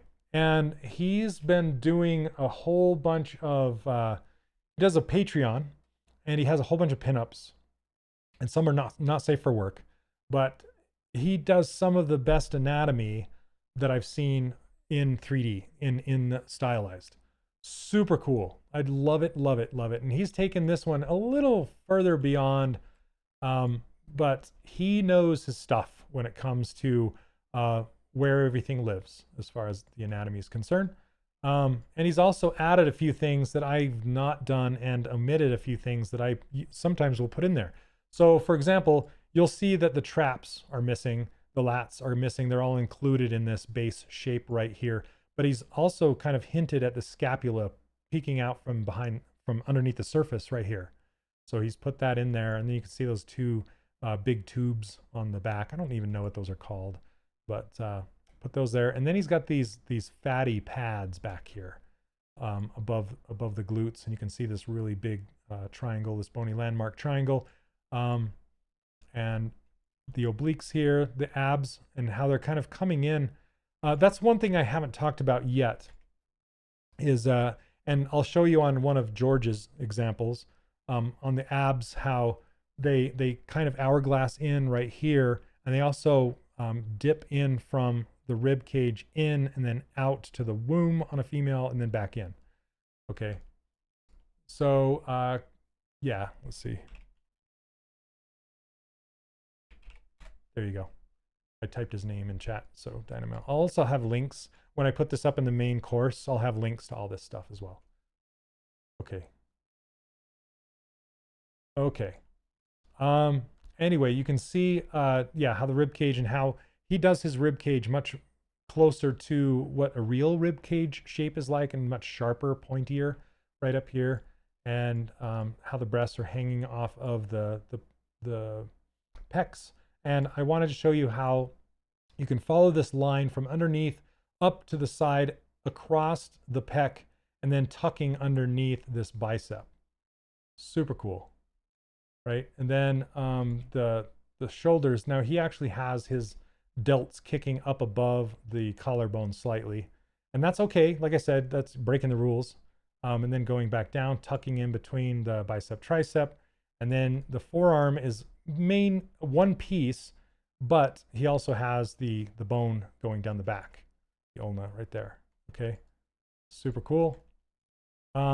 Yeah, and I've printed out several of Dynamo's prints. Like he does fan art of like Zero Suit Samus from Metroid. I have the full armored Metroid, and Mandy from Dean Yeagle. Yeah, I'm a huge fan of his. He just does some really cool stuff. So, and they're really fun to print, and I'm going to be painting them. And you can see how he does his. You can see the strap coming off of here, and again the undergarment line right there, and the bony landmark right here.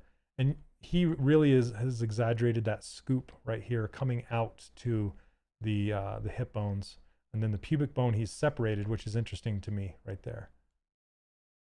Yeah, really, really nice stuff. And the hands, fantastic. And what's interesting to me is how he ended his hands, or ended his forearms into his hands to represent the two bones, right? So these bony landmarks on the front and the back, he's representing them in this actual shape, which is really nice as well. So yeah, very cool. And I got to show you this with the texture on, because let's see, because just in the face is awesome. Like, look at that. Look at the appeal in that head. It has no hair, and it's just like the most appealing thing ever. Really good. Love his stuff. So anyway, it's interesting to see all this Blockout. And next week's challenge, we're going to get into how to make clean sculpting geometry. I'm going to walk you through each type of geometry, like Sculptress Pro or dynamic topology, and Dynamesh and ZRemesh, all those different types of geometry, and when to use them, and how to get clean topology to sculpt on. So that's next week's challenge, is a little preview. Okay, so now we're going to get into George's examples. George's. It's kind of hard to say George. So George Zaki. Now I want to point out that this lesson is software. What's the word for it? I feel like Porky Pig again. Like you. What is the word? You guys can help me out. Anyway, you can use whatever software you want, is what I'm trying to get at. And George does all of his blockouts in Blender. And I've taken those blockouts and brought them into ZBrush just so we can kind of see them all together. But you can see, yes, software agnostic. Thank you very much, Natasha. Yes. So this module is software agnostic, and you can use whatever you want. You can use Nomad. I've blocked out characters in Nomad. I've blocked out characters in Blender and in ZBrush. It doesn't matter. I blocked out characters in Clay, with snow, with it doesn't matter. It doesn't matter.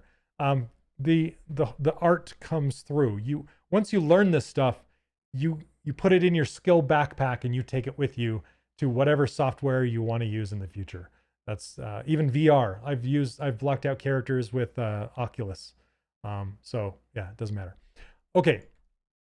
Now, this like I said, George, these blockouts are fantastic, and I wanted to show everyone.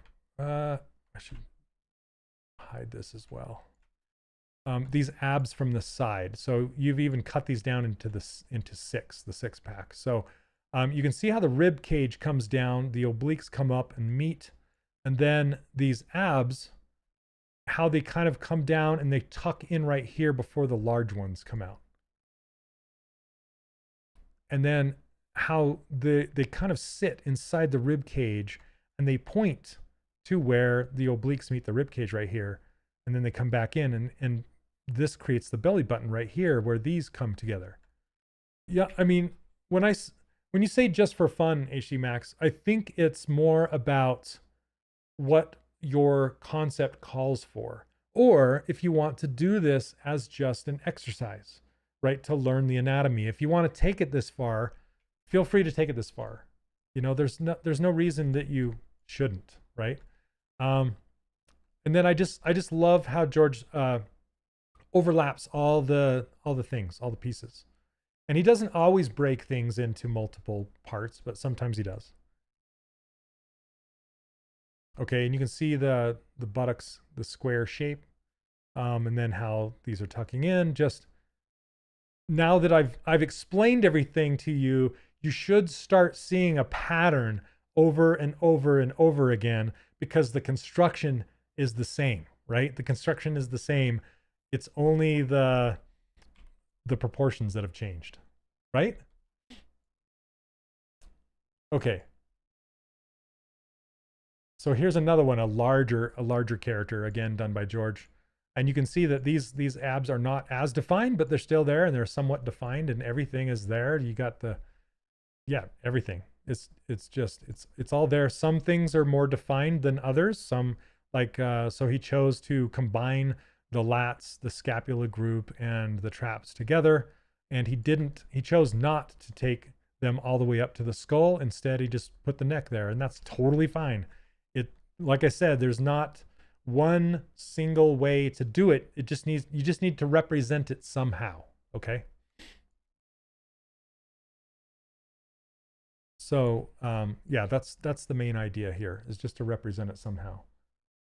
Let's see, and we're going to kind of cook through these. Now, this one, George, I don't know if you have the block. I'm sure you have the block out of this one, but this one was fun to see. I couldn't see it. Maybe pop a link up in the chat if you could.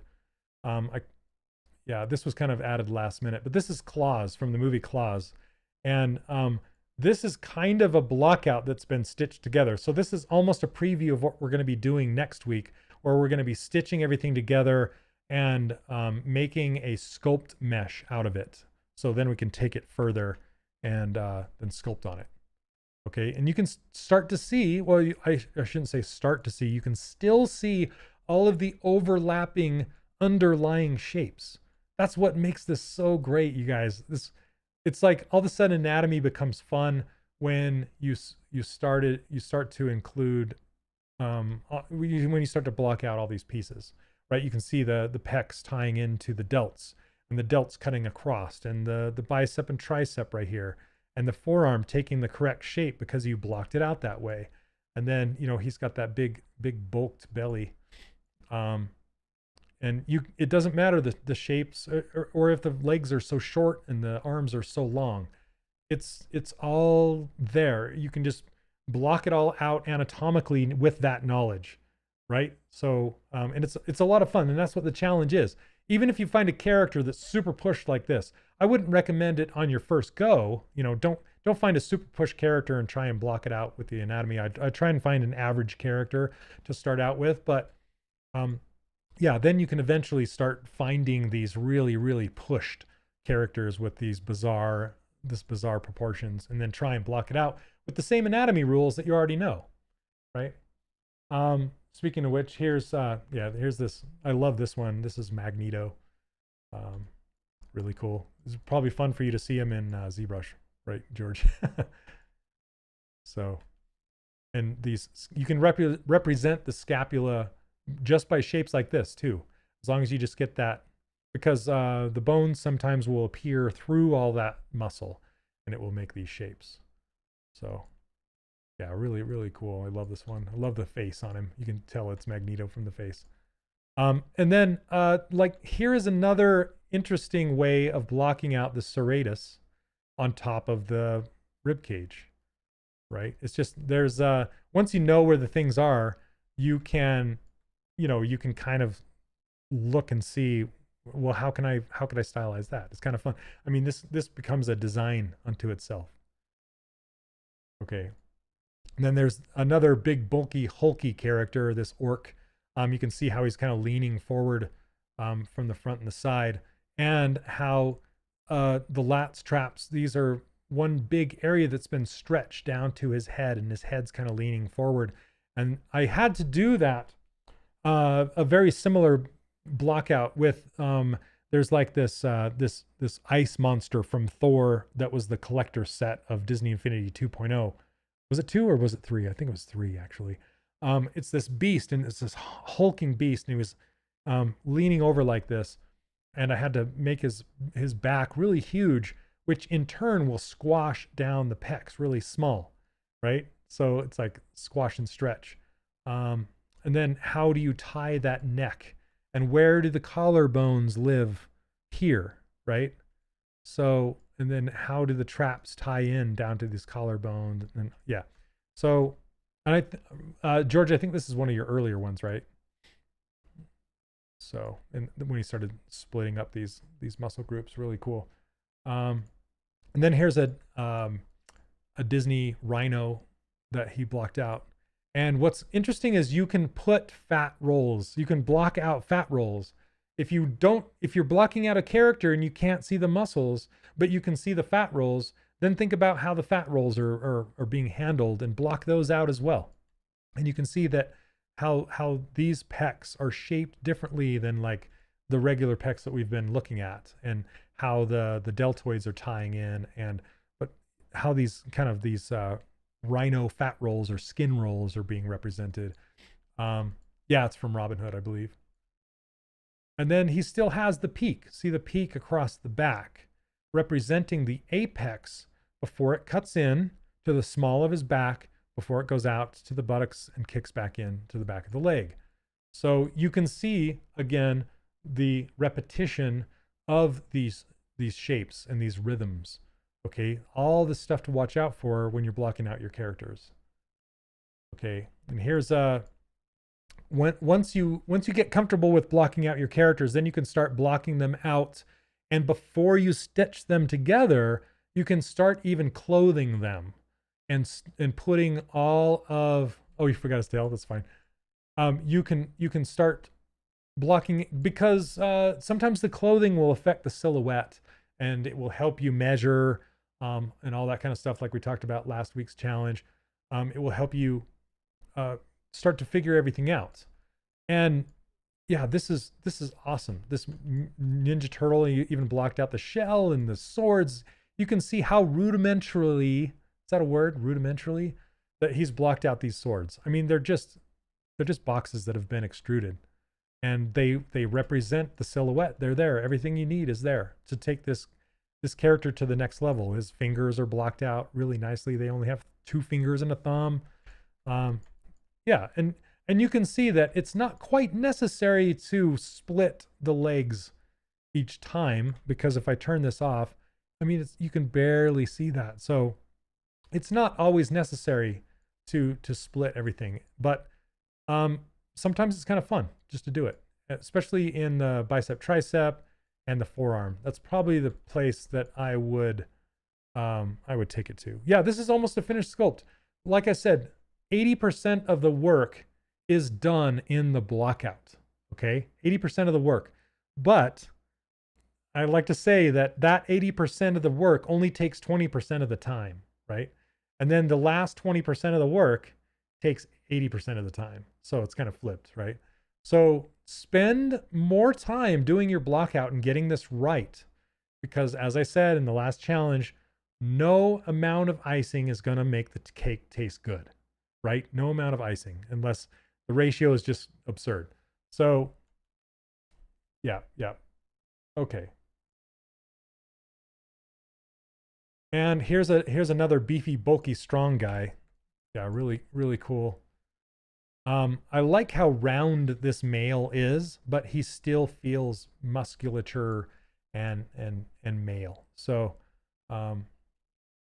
yeah, just all these different ways of blocking out characters. And I hope these blockouts inspire you and make you want to go forth and block out your own characters, and because you have the ingredients to make the cake. Okay, essentially is what I'm trying to say. and stay away from the icing. Don't ice your cake. Just build the cake. Okay. So I think, is that the last one? This is the last one. Okay. And this one I like a lot because you have these oblique fatty pads right here, and these serratus represented, and you've split this into 3. It's like every iteration you're kind of getting more and more brave and splitting it even further and further down to represent these different pieces, which is a lot of fun. Anyway, all right, you guys. Let me see. There's one more I wanted to show. This is by this is a blockout by Steph. You can find his this is based on Cycra's. If you remember that page of Cycra's blockout, he blocked this out according to the Cycra blockout, which is really cool. And it's really skinny guy, and I wanted to show you this. And he also put the heads in here, the splits. So what is it? 1, 2, 3, 4, 5, 6, 7, 8 heads. Tall guy.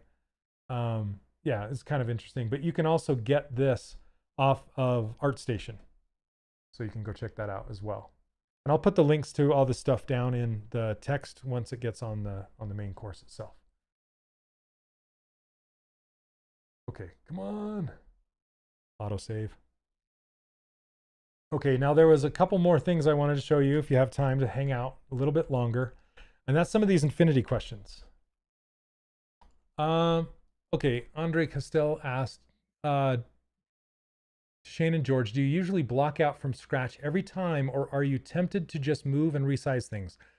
That all depends on your time, whether or not you know it, like whether or not you have the knowledge, and what you want to learn from it, and how much time you have. Like if it's a freelance job and you are pressed for time and you just want to block this thing out and get it done, then by all means grab a block out that you've already done and push it around.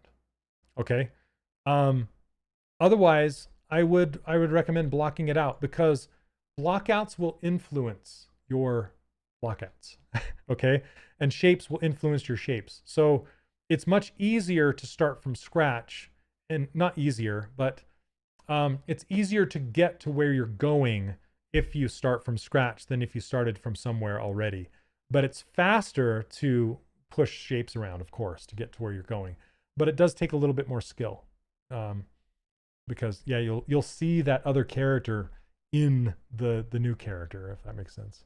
Okay, so this is a model that my friend Ian Jacobs made, and I just wanted to kind of show you.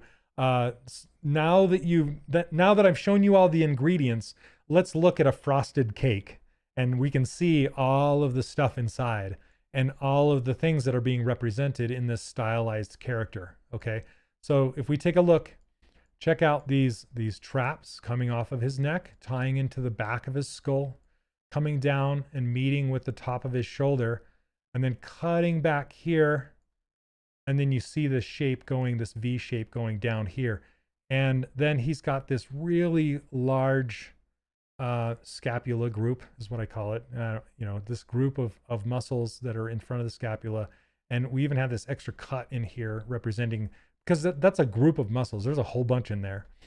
And then we have the lats coming down here and then tying into those 2 tubes that lie on either side of the lower spine right here. And then if you look at the back of these arms, you can see these triceps with that U shape that I was talking about, and how the deltoids are sitting on top and how this tricep is tying right up into it. Now this is a toy and it's been like turned, so the split that's happened, it's kind of off. It's been rotated, and so these don't line up. But you can see this elbow and this group of tendons and how it disappears underneath this tricep. And then if we turn around and look at the bicep on the front, you can kind of see how the deltoid is pointing down in between the bicep and tricep, and how the forearm is being stylized and represented just kind of by this hard edge right here. And then you can see the serratus muscle right here on the side, and how it kind of ties into the top of the rib cage right here. And then the obliques And then the abs, they're very flat. We decided to go very flat with our stylization on these abs, but it makes for, as I roll it back and forth, you can see how the light catches and how it rolls across these pecs and then across the ribs and cuts back and makes that belly button. It's all on purpose. And you can see the collarbones kicking up like this and going and pointing over to those delts.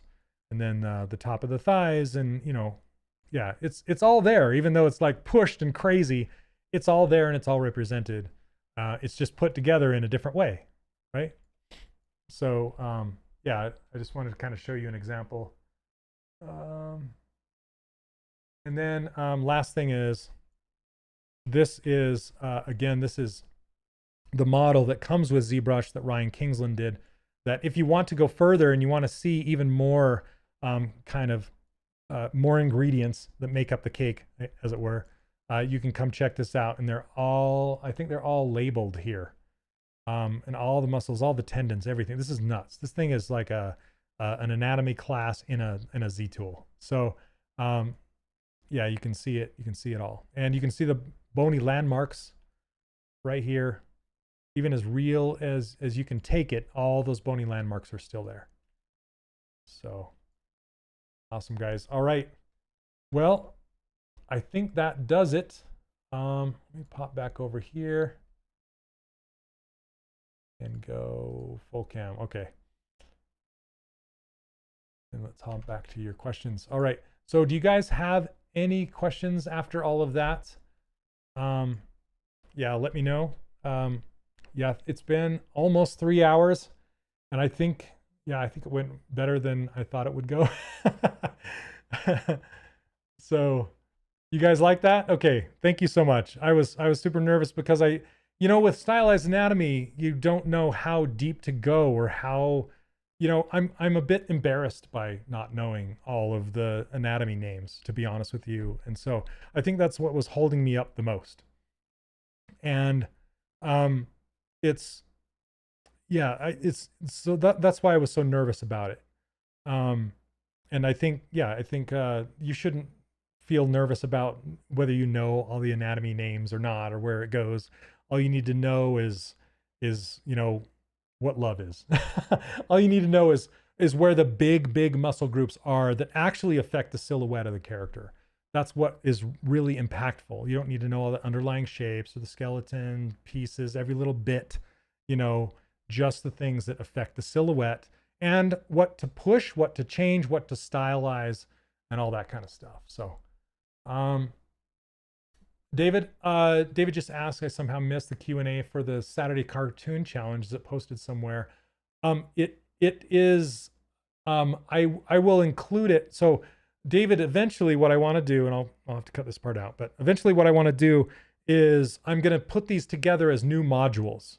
Okay, so module 1 is the Saturday morning cartoon blockout, which will also include the Q&A and student examples. I'm going to fill the page full of student examples of blockouts underneath there. And even some time lapses of students doing blockouts and things like that. So you have as much information as you possibly need to do that. And then, but to answer your question really quick, David, it is in the Q&A section of the forum. If you go over there, you can find it. But eventually I'll be moving it back. And same thing goes for this stylized character challenge. I'll be putting it in a whole module with real-time blockout examples from myself, George, and whoever else wants to donate to the cause, as it were. Again, give you as much information as I can possibly give you, and with images and all sorts of things that you can reference. So hopefully the biggest thing is I'm just trying to get you all the help that I can manage. And once you have this, then after that comes feedback, right? That's how you know you're getting it right, is getting feedback from myself and other peers in the forum. And I'm also thinking about bringing on some mentors eventually to help me out. And so that's coming as well. So, and more mentor time. So anyway, okay, guys, I think that's it. So thank you so much, everybody. Oh, great content. Thank you so much, Natasha. I really appreciate it. Love doing deep without going medical. Yes.